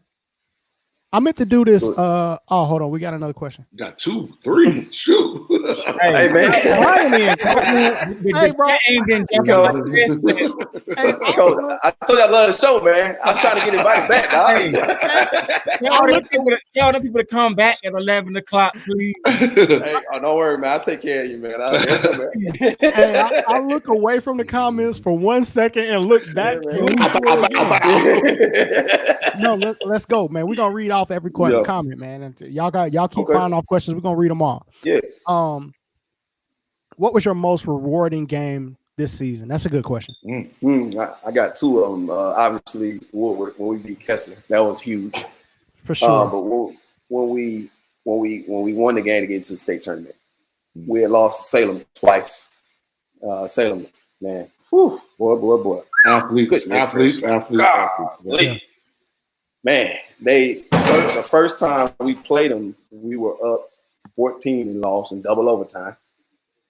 And then the second time we played them, we hit a shot with about 10 seconds left. They came down and hit a 3, went up 2, and then we ended up losing by 2. I knew going in, I was like, man, it's hard to beat team 3 times. And we played so well, man, getting to the tournament. We played so well. We played phenomenal. And again, another game, Huff, where I wasn't looking at the score. I was just looking at that time. I'm like, and I remember we were up 8 or something like that in the fourth quarter, something like that. And I looked at the score that time because I was like, we ain't got much time. And that to me was the most rewarding because we got a chance to, accomplish one of our goals, and that was to make it to the state tournament. And one of the first text messages that I got was Huff. I'm saying, congrats, man. I'm like, man, how you find out that fast? Keep up with my guys, man. I keep up with my guys. Hey, man, it was good, man. That Salem game was good, man. Then we had to face the mighty McDonald after that. I hope BJ not watching this, man. Yeah. Got another good question too, Coach. How important is it for you to promote your kids to colleges that are level appropriate? Ooh, yeah, man, that's huge. When I'm talking to college coaches, it's always that's another thing that young coaches have to learn. They have to learn to be honest, with the kids' level. It's okay for you to be honest and tell a kid, hey, man, you might not be good enough to go Division I, or you might not be good enough to play Division. You might have to go JUCO because of your grades. You might have to go JUCO. To me, transparency is phenomenal because you don't want to ever get it. You don't want to get a kid somewhere where he doesn't really like it, and then he's going to end up not liking you for the rest of your life. That's not why we're doing this. We're not doing this to have kids not like us forever. Because you lied to them and told them, hey, man, you good enough to play D1, and they go D1, and then their career gets shot, they lose their confidence, and boom. So to me, man, just being transparent. You should always have, and again, I got this from Huff. Huff, I get all my stuff from you, man. Man, whatever, man. You bring the kids in early on, and you tell them where they stand. And then midway through the year, you have another meeting with them, tell them where they stand. End of the year, you had that meeting with them, and you kind of lay out the framework of how good they are, where you want them to be at, or where they are at, and where you kind of, hey, man, I think this fits how you play. Because you might get a kid that go, what if the kid goes somewhere where it's level appropriate, but he might not fit his style? Then what? For sure. It might be a kid might be Division I. Okay, you send him to a school where they average 90 points a game, and that ain't him. Then what? Then what you got? So you gotta you gotta do your homework, you gotta do your research, and figure out where this kid can actually play, where he's gonna fit in, and then you go from there. No doubt. I appreciate that because some high school coaches, believe it or not, they feel like that's not their job. We're going down this route today, this path today. Sunday. Hey, bro. I mean, it's coaches that will say that out loud in front of people that they ain't got no problem saying that. Like, man, it's on you. Sit out your tape. Here's my responsibility. Here's my thing, Mondre. Would you rather them say it and be honest and upfront, or just believe it and not say it? I would rather them say it so I can transfer. I don't want no part of you, bro. I don't want no part. Hey, look, I don't want no part of you. Like, I'm just being honest, man. And I'm one of them parents, not that I am not a you know, my kid is this, that, or the third, right? I'm Division I, Division II, NAIA, JUCO, Division III. There are great fits at all of those levels for kids, and I wouldn't care, you know, wherever my son goes, if he gets opportunity to play at the next level, I'm gonna be their biggest fan. Like I'm wearing their colors everywhere, right? I mean, I just think it's just like, man, sure. just like our comments said, it does take a village, man. Sure. As a college coach, you got to understand who has the juice, who's important. Like, is it the parents? Is it the high school coach? The AAU coach? The trainer? Is it an uncle? Whoever the case may be. On the flip side of that, it may take more than the high school coach to get that kid to the next level. For sure. Like whoever high school coach may not have a connection that's the right fit for that coach. So it goes back to what Coach Stroud was talking about. It's about relationships. Coach Stroud might have a relationship with a guy with his former place where he was a coach at, you know, in college, that I say, Stroud, I need you to reach out to them because that's the coach I don't know. I think my kid is a good fit for them. And he can start that connection for us. You know, so we don't think just because the coach is reaching out to you about your kid, we may be trying to help your kid. Right. We see them play, you know. 100%. 100%. And that, to me, and the reason why it's so important too, man, like people got to understand that it's a lot of kids out here playing high school basketball where if they get a chance to go to college, they're going to be the first one in their family to go to college. Yeah. Right. Like that's a big deal. There were kids in our same region that we played against that coaches would ask me about, and I would give them like, you know, a legit evaluation. Like, yeah, he's good. He can play your level. Yes. He's good at. Yeah. And I'll keep it moving. Like I'm not gonna just trash a kid because that might be his future, you know, relying on my phone call just because I'm playing against him in a region game. Shoot, you know, we played Langston Hughes and they beat us both times. And coaches still call me about players on their team. And I still, he can play. He can play good system, whatever. So I mean, we're talking about people have different opinions on that, but I think it might depend on your color too. But I just think it's odd to me. And I'm gonna just say this: the reason why if my coach isn't one of those guys, if I don't think you're gonna push my son to be at the next level somewhere, to me, I'm not trusting you and I'm transferring. The reason, education is so important, right? That is important. And to get a free or reduced cost education, you ahead. Corey Black, he still need his shirt. Corey Black. Andre, the reason I said that comment was some people may not feel like that's their strength. I can coach X and O's. I can run a good high school program, but I'm gonna let the AAU summer basketball coach. Hopefully he can. I'm just saying hypothetically, people might think I'm not. That's really not what I'm good at. But you may not be good at it. But now coaches do come watching in the fall and the spring to come see your program. There's now June for GHSA team camp with the college coaches out there. You got to be front and center to be helping your kid. And I'm just being honest, Bryce. Like, I'm cool if you're not good at it, or you don't have college connections, or that's just not your thing. You don't feel comfortable. I'm cool with that. I just don't want my son's future to be aligned with your inability to do that. I mean, you got to think unwillingness to do. There might be coaches out there who might only have 2 or 3 prospects every couple of years. So they may not have that experience talking to college coaches all the time. But that doesn't stop a relationship you can build with someone. That doesn't stop you from going. I'm not on either of the side. I'm just saying. I'm just playing devil's advocate and saying, like, that doesn't necessarily mean I got to transfer. But right. I agree with you there. That doesn't mean you got to transfer. For Dre, that means he's got to transfer. I got to go. With Dre, we moving, though. But I didn't say I didn't know college coaches until I started coaching older kids. Yeah. So that doesn't take away from my X's and O's and my knowledge. I didn't know these people and connect the dots until I started coaching older kids. So I agree with everything Dre's saying. Like, shit, I might need to consider making a move. Then it's what it is. But some coaches don't have that experience and those prospects to build those relationships. Because at the end of the day, you got to have kids. And like CY say, I ain't mad at nobody. I don't want to fight. But we moving.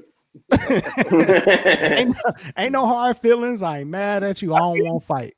But if that I love Florida State basketball, man. Yeah, if I felt I love like Florida that, State basketball. What do you say? High level gym raps. That's what we're looking for. Yes. yeah, if we feel like that, I we keep moving because my son got to go college. Like, hey, he gonna be about 5'8", 5'9", coach. Max. We gotta go to college. I got a weight trainer over here in Cobb County that put about 30 pounds on him though. We be good to go. It don't matter how good.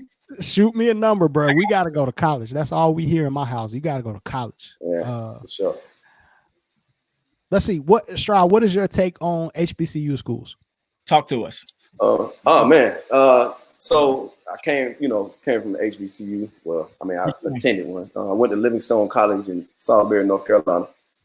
And my take on HBCUs. I love HBCUs. I was watching the podcast the other day, what we had, and my take on it is I just wish they came out a little bit more as far as I think a lot of times they think that they won't get a kid just because such and such is recruiting, such and such. Man, I ain't worried about all that. Come on in, because I think HBCUs can take care of our kids, man. I've always been a big advocate for HBCUs. I love the CIAA, Division II, CIAA, SWAC. Yep. I love it. I think, I had two or three kids play black college, and they loved it. The experience was great.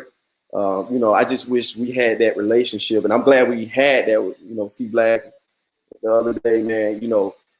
I want them to come out more to see our kids, man, because I just think I think our kids can play there, man. I do. I don't want them to get shied away because such and such is recruiting, man. That doesn't matter, because HBCU to me should have the upper hand just because it's an HBCU. I love historically black colleges. That's just me, 100%. Man. I love them. I think they're awesome. Yeah, right. So yeah, if they would just come out more and build that relationship with us, I think it would be beneficial for both parties. Because you can sit down. Oh, go ahead. I was gonna say they gotta tell me no, man. Yeah, man. Tell me no. Yeah, man. I agree, and that's why the HBCU topic comes up so much on our show. Is that I just want HBCU coaches to know, man, you have advocates in the city, man. Come to Atlanta. We value the experience that you offer to kids, and build a relationship with us, man. We will help you. We will help you. But you also have to be realistic too. If you don't have an existing relationship, you can't expect to go to one of these powerhouse programs or to any program and expect that you're going to get the best kid off the team right off the bat. Man, you may have to take a guy that can play at your level but may not be a star on your team and take care of that kid and show that, hey, you can trust us with kids in your program. We're protected about our kids now. Yeah, man, for sure. You may have to come, and I use Wheeler as an example. Hey, man, you might have to go, and this is not a knock. You may have to go take a Nash Kelly before you come and get Jaylen Brown or Sam Hines or that ain't even no slouch right there. And Nash Kelly at a HBCU will go cook. You got a 4-year starter that's gonna be ready to play right away, but you might have to go take a kid like that before you can go to recruit a EJ Montgomery or one of those bigger name kids that they're going to have that's in the McDonald's All-American race or whatever. Come build a relationship, man. We value the experience that y'all offer. So I'll get off my soapbox, but I love that, as a guy who didn't know anything about HBCUs coming in, I was introduced to HBCUs moving to Atlanta. Yeah. I didn't know anything about it, but man, it's I love HBCU. It's tough, man. FAMU and all that. FAMU, all those schools, man. My wife went to Florida State, so Tallahassee area, man. I always tell her, hey, if I went to FAMU, you would have met me earlier. No doubt. Hey, another great question. Do you think the support of your AD determines the success of your program? Oh, for sure. They got to have your back. They got to have your back at all times. I hear coaches all the time saying, oh, man, my AD doesn't like me and I don't like my AD. And I'm like, how can you work with somebody like that? Like I said earlier, our AD at Druid Hills, Coach Henrietta George, she's phenomenal, man. She's awesome. Anything I need, you know, I don't even have to say the word. Anytime it's a phone call or we gotta get this or get that, we need something, man, she's right there. So, you know, having the back of not just your AD, your administration as well. Like they all of them have to be on the same page. You know, Huff told me that as well. You know, what if you go to a school where, you know, I'm not saying you're gonna recruit a kid because, you know, that's illegal, but what if a kid wants to come there and your administration doesn't like transfers? Then what do you do? You know, or if your AD doesn't like transfer, what do you do then? And this kid might be a big time kid that moved in from out of state, then or from down South Georgia or somewhere close by. Then what do you do? For sure. So the support of your AD and administration is vital. Man. You gotta have that. You gotta bridge that gap between the two. So. I just think, man, we put a little too much negative spin on this transfer stuff, man.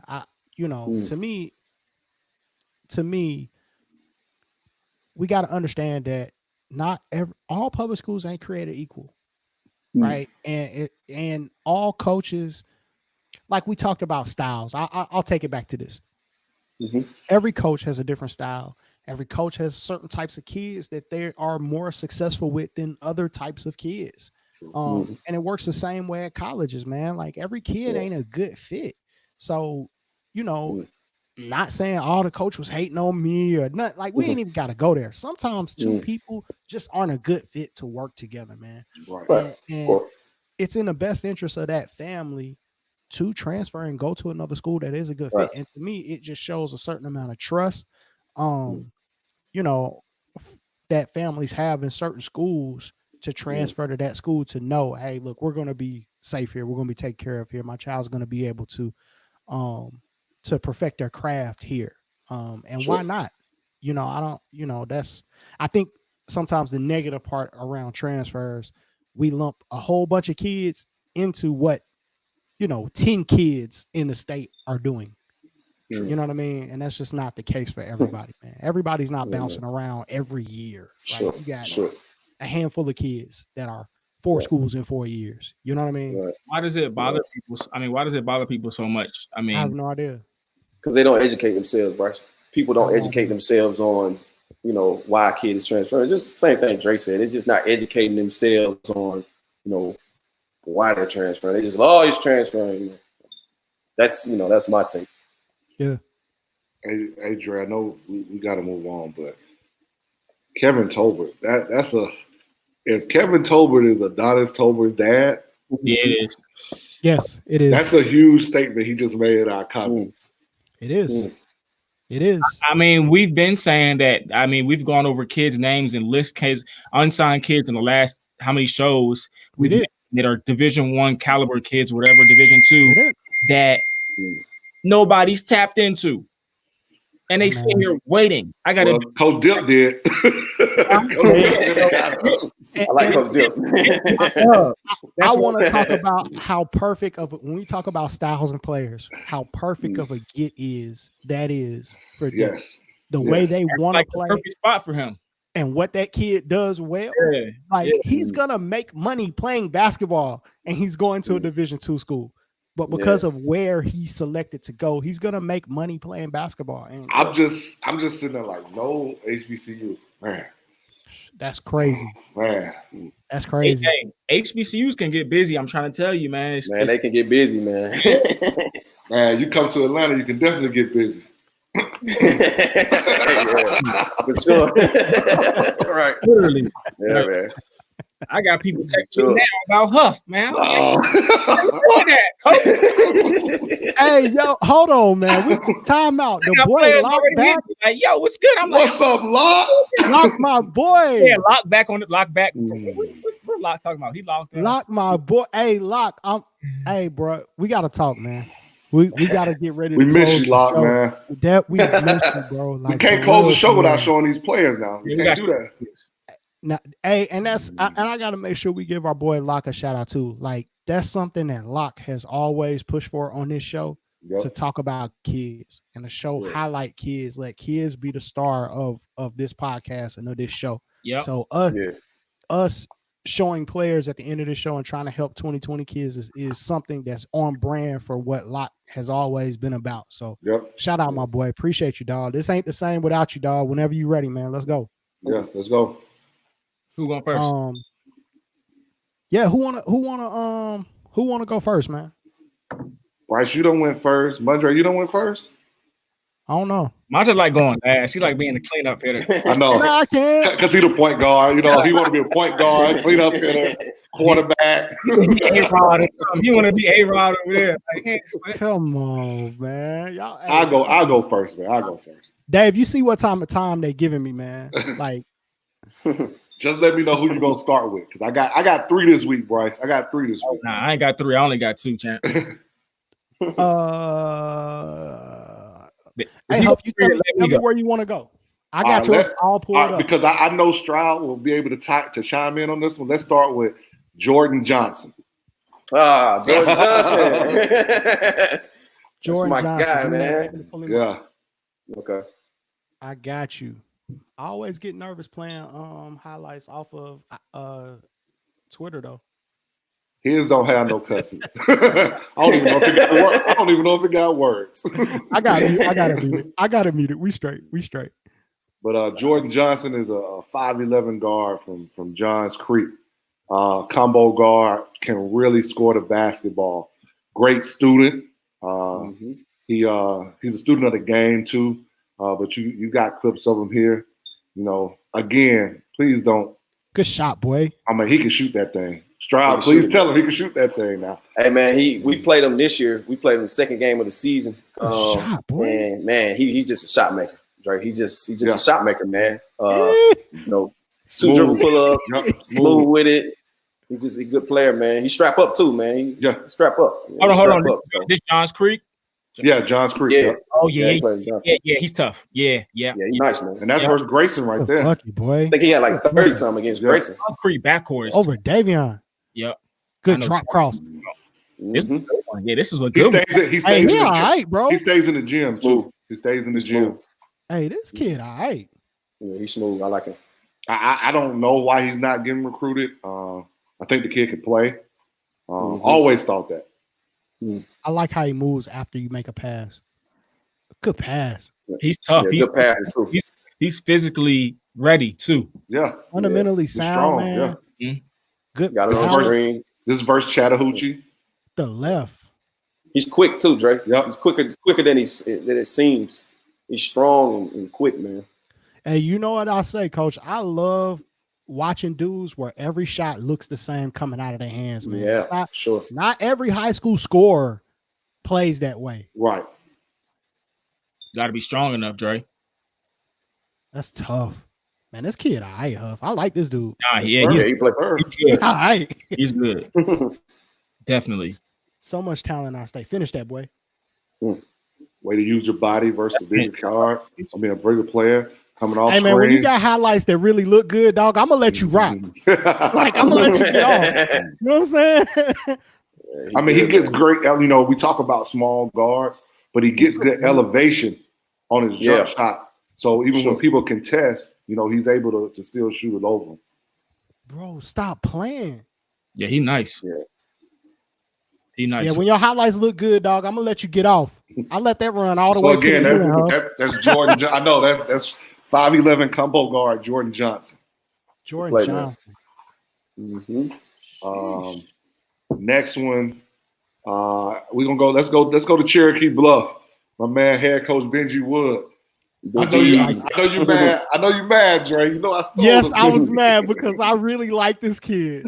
He was on my list. I really like this kid. Hold on.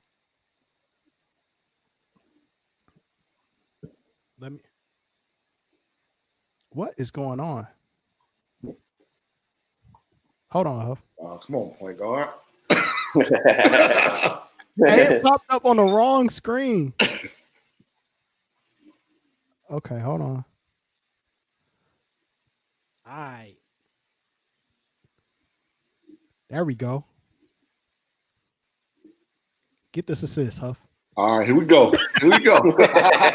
Bosco Norman from Cherokee Bluff, man. I mean, I remember seeing this kid when the school first opened, and I knew then the kid can play. He was at our summer explosion stuff, and the kid can play. There's going to be a highlight somewhere in this highlight film where the kid just goes and gets after it. What you see, man, is his intensity, man. Like he defends. The kid is a man. Everything ain't about basketball. Everything ain't about basketball either, man. Like, kid is a leader. A leader. Good shot, boy. Sets his feet. Has played for a coach that has coached him up. You know. Nice. Making the right decisions. Man, I can't wait till we get that play. That's, He's athletic. He defends. Look how you know who this kid reminds me of? Is a kid from Dan Evans at North Georgia. Ephraim. That's who he reminds me of, Dre. That's who he reminds me of. That's a good comparison. That's a good comparison. He defends good, man. Hey, Dave on me, bro. Right. How about your bandwidth? Yeah. Hey, my bandwidth is working, D. No, I like this kid. The first time I saw him, Huff, was at that summer explosion, man. And couldn't stop this kid from getting to spots on the floor that he wanted to get to. Yep. Like, when he make up his mind, he get into a spot. He know how to create space. He gonna get to that spot and make the right play. Yep. Bang. Develop that jump shot too, I see. Yes. He's worked on that. He's comfortable with that now. Comfortable. He wasn't as comfortable when I saw him. Yeah. Jim, I wish you could get to the one where he goes full court and dunks, man. Boy. Good pass. See? Yeah, those nice. Are certain kids, some of these passes he's making, certain kids, they're shooting at. I mean, he's up in this guy right here. Woo! Man, he's real, man. On the floor, you know. He's sliding them puppies, baby. Yeah. I like it, man. Hey, man, I like that.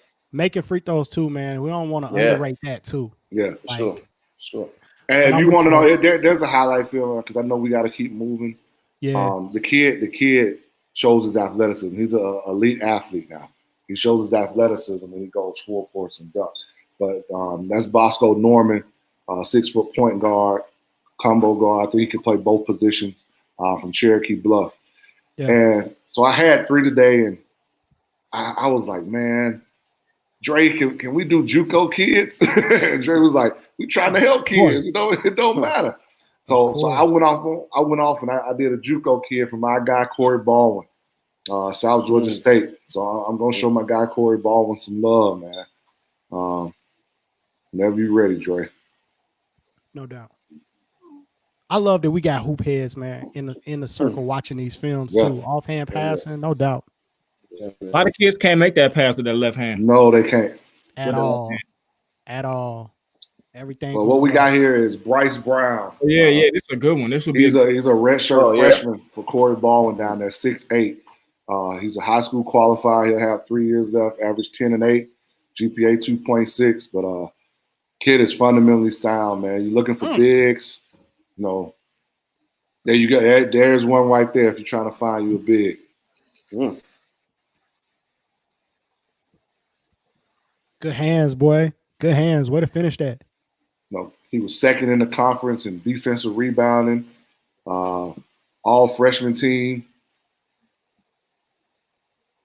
He's long, man. Good finish. Yeah, he's legit 6'8".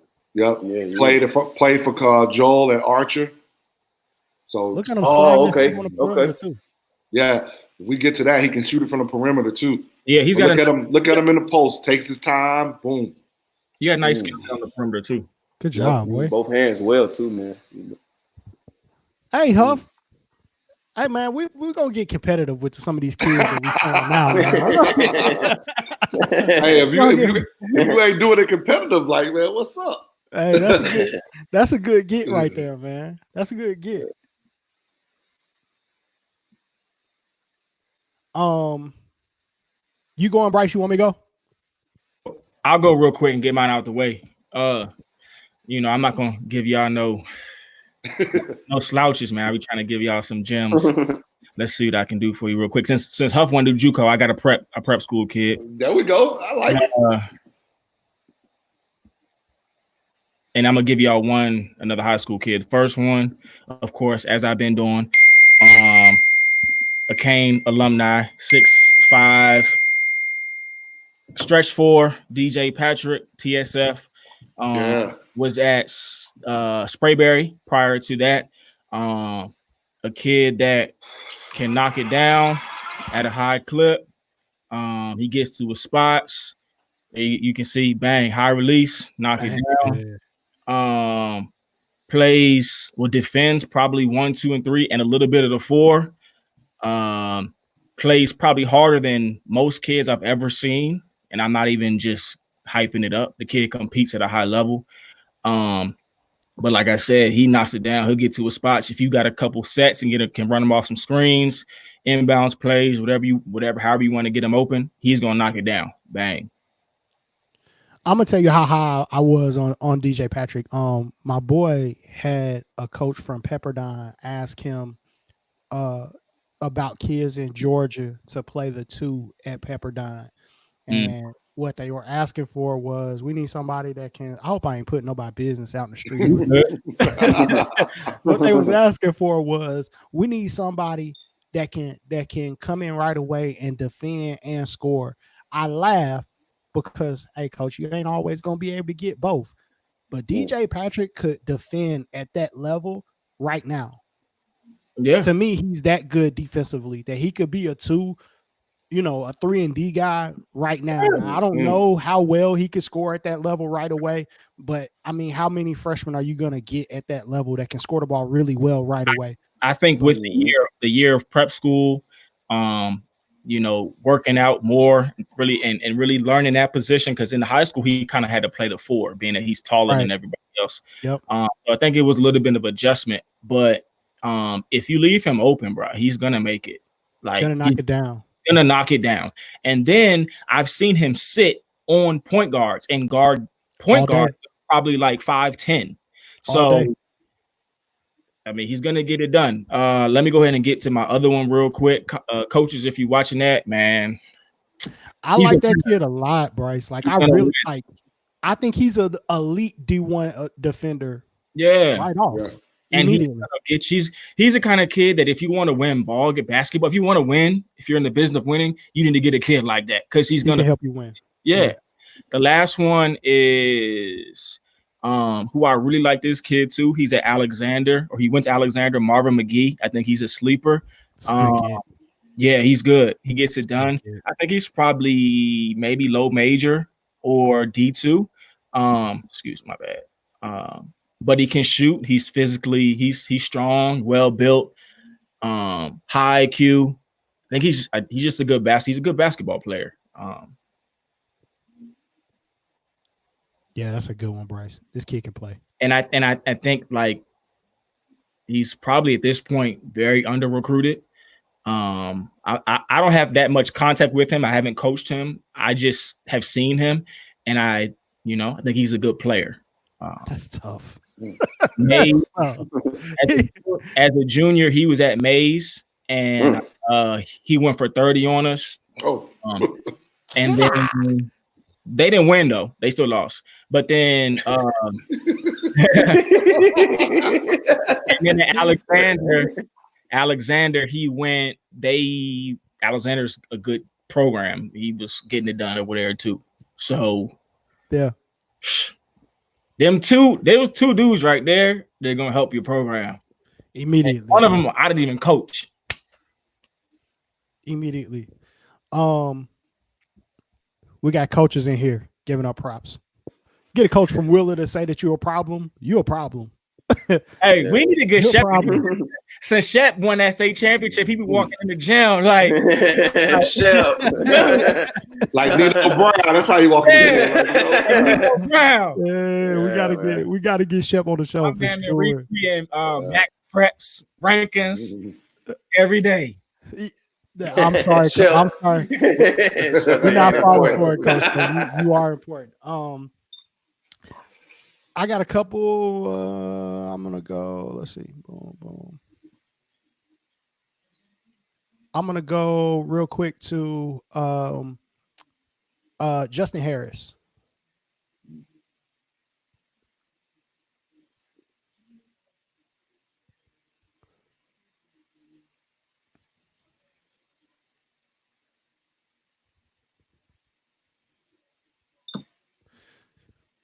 Justin Harris, 6-foot guard out of Stevenson High School.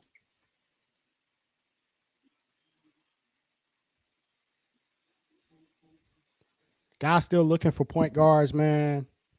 Got a guy that's a qualifier ready to go. Been coached well, played against good competition. Dude can make open shots. He has some more highlights against Tucker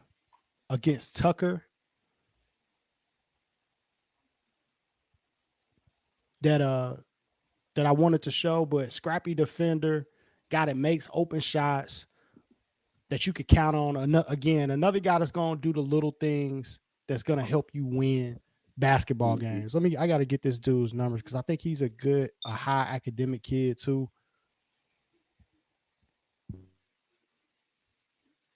And as he did know those numbers, coaches, we appreciate all the messages about your kids. Right now, we on the 2020 kids. I know we got some messages on some 2021 kids, but we're trying to focus on these kids that's trying to get there next year. Yeah, Justin Harris is by the way 6'1" combo guard, 3.5 GPA, coaches. Oh wow, 3.5 GPA at a time where now SAT scores are. The SAT scores are. As long as you follow those other guidelines, you might be all right. You got a guy that you can go get. Like I said, play high level basketball. You got a guy that you can go get. This is another kid, coach. You had a JUCO kid. I have a prep kid. Got to show the home team some love. This means he's from. I thought you were about to say he was from Kentucky or something. No, he's a Marietta kid. I wanted to show Traylon Smith some love. Like CY said, talking about a kid that went prep, ate a couple Whoppers, put on a little weight, grew 3 inches, so went from 6 foot to 6'3" during his prep year at Summer Hill. But Traylon Smith, these are his highlights from his senior year at Marietta. And I love those Lemon Street jerseys, man. Yeah, that's good stuff, man. Now this is against Westlake now, man. This dude hooping. Ain't playing against no scrubs, man. Gonna sit down on it.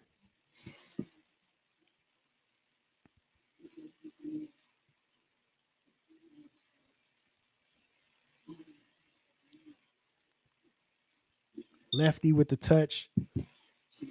Led Marietta in scoring that year. That's the year they went last year when they went to the state tournament. So this is the game they beat them in the state tournament right here, huh? They beat Westlake in the state tournament.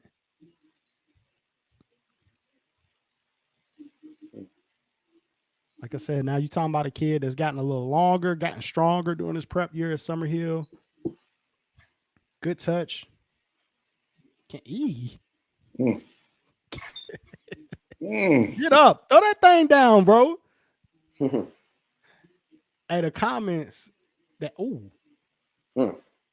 okay. The comments always trip me out, man, with these huddle highlights, man.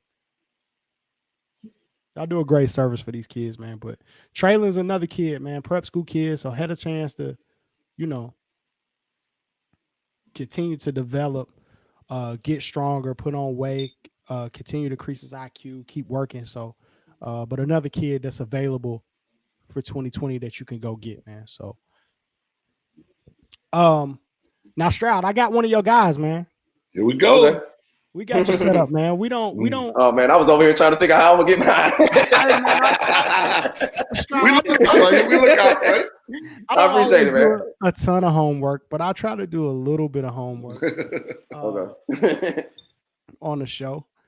Let's see here. We got your guy, man. We'll let you close us out. Seth Cushenberry. Am I butchering? How bad am I butchering his name, Coach? Oh, it's just Cushenberry. Cushenberry. Yeah. I like this kid though. Yeah, man. Seth 6'4", 6'5", man. Big kid, space eater, handle the ball, great hesitation moves, man. Good passer, soft hands, can shoot the ball. Does a great job of just competing, man. He competes every possession. As you see, great passer. That's the night we played Woodward. and he can stretch the floor, man. He stretches the floor. Just like I said, just a space eater. Doesn't block a lot of shots, but gets a lot of rebounds. And what I love about him so much is, just his soft hands and his ability to shoot that ball. And he takes charges. He let us in charges, man. He definitely let us in charges. How big is he again, Stroud? He's 6'4", 6'5", and Gotcha. he's 2. I'm not good with weight, man.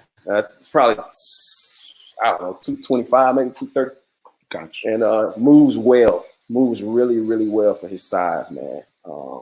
I love his hesitation moves. Runs the floor well. Just a smooth game, man, to be that big.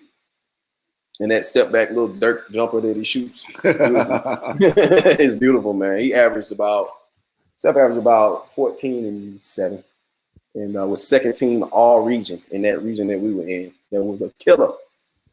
So his season high was 30. He had 30 at North Clayton. So, and I think season high in rebounds was, I think he had 28 and 15 one night against Landmark Christian. It was something like that. Hey, that North Clayton is a good matchup too. So he didn't have 30 on some bums against North Clayton. Yeah, like North that's Xavier Valley right there. Xavier Valley, yeah, that's a good matchup, man. Xavier Valley's good, man. He is really good. Valley should have been on the Canes. Yeah. Look at Bryce Xavier Valley's a ball player, man. Sure. Hey, man. So, as always, man, we gotta promote, man. Listen, you're gonna get double headers from us every single Sunday, man. Ooh. Y'all want to go ahead and talk about why we want to share that? We want to talk about that. Hey, man, you ain't got that picture, man. Let's get it up. Hey, come on, man. I'm working, bro. Let's get it up on the screen. Yeah. Hey, man, what is it? It's the Love the Game podcast reaction show. Let me enlarge this for y'all, man, so y'all can see what's going on. It's gonna be great. The Last Dance, man. Here's how it's going down. Right after the close of The Last Dance, you can join us. SUV TV has already tweeted out the link.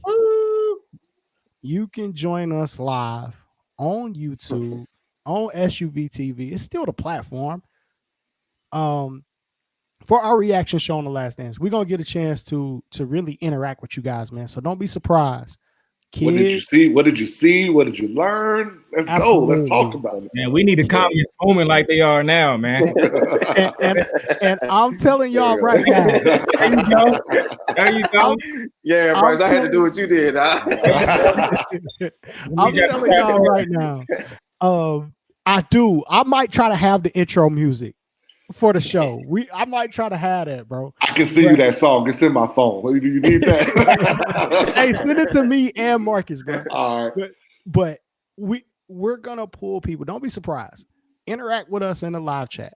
I'm pulling people out the audience onto the show, man. To talk about this thing. We're a family for this, bro. Let's go. Like, we got to talk about this like a family and react to this like a family.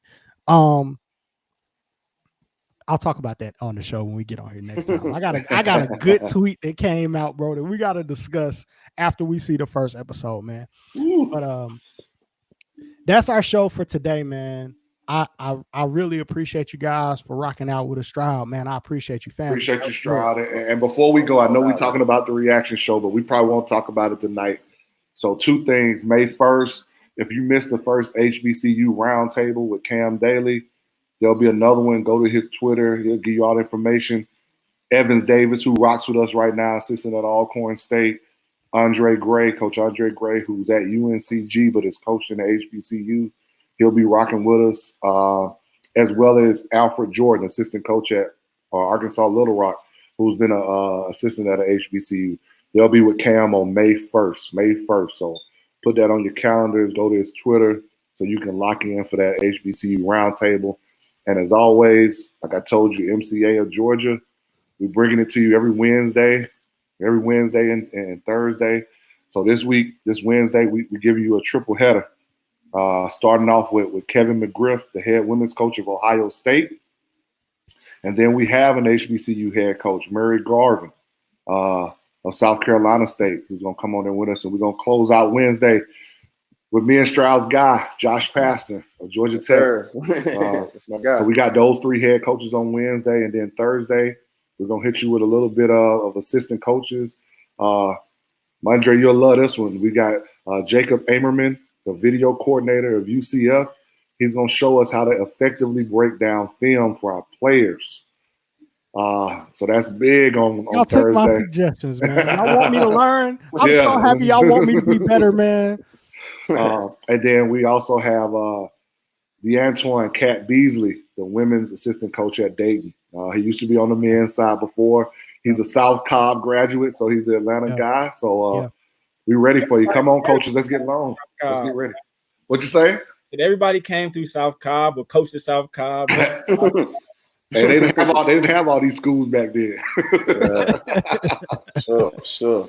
No, hey man, good stuff, man. That Minority Coaches Association, y'all doing big stuff. Man. I'm definitely tapping in. Definitely get that link from Cam. I got to tell you. And man, I'm telling you, AAU coaches, if y'all watching, go hit up Corey Black right now. Yes. That networking call on Saturday is one of the dopest things that we got going, along with what the Minority Coaches Association got every Wednesday, man.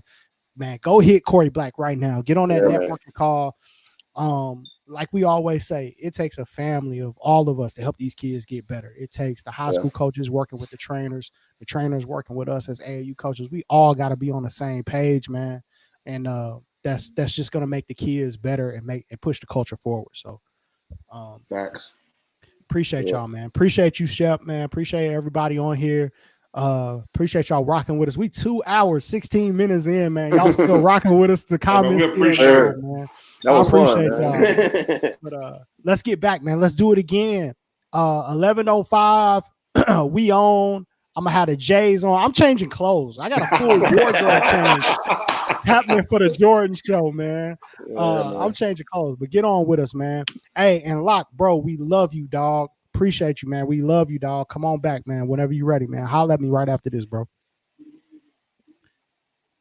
It's the Love of the Game podcast, man. We out. Y'all be easy. 11:05. 11:05. Wear your favorite Jordans. Let's go.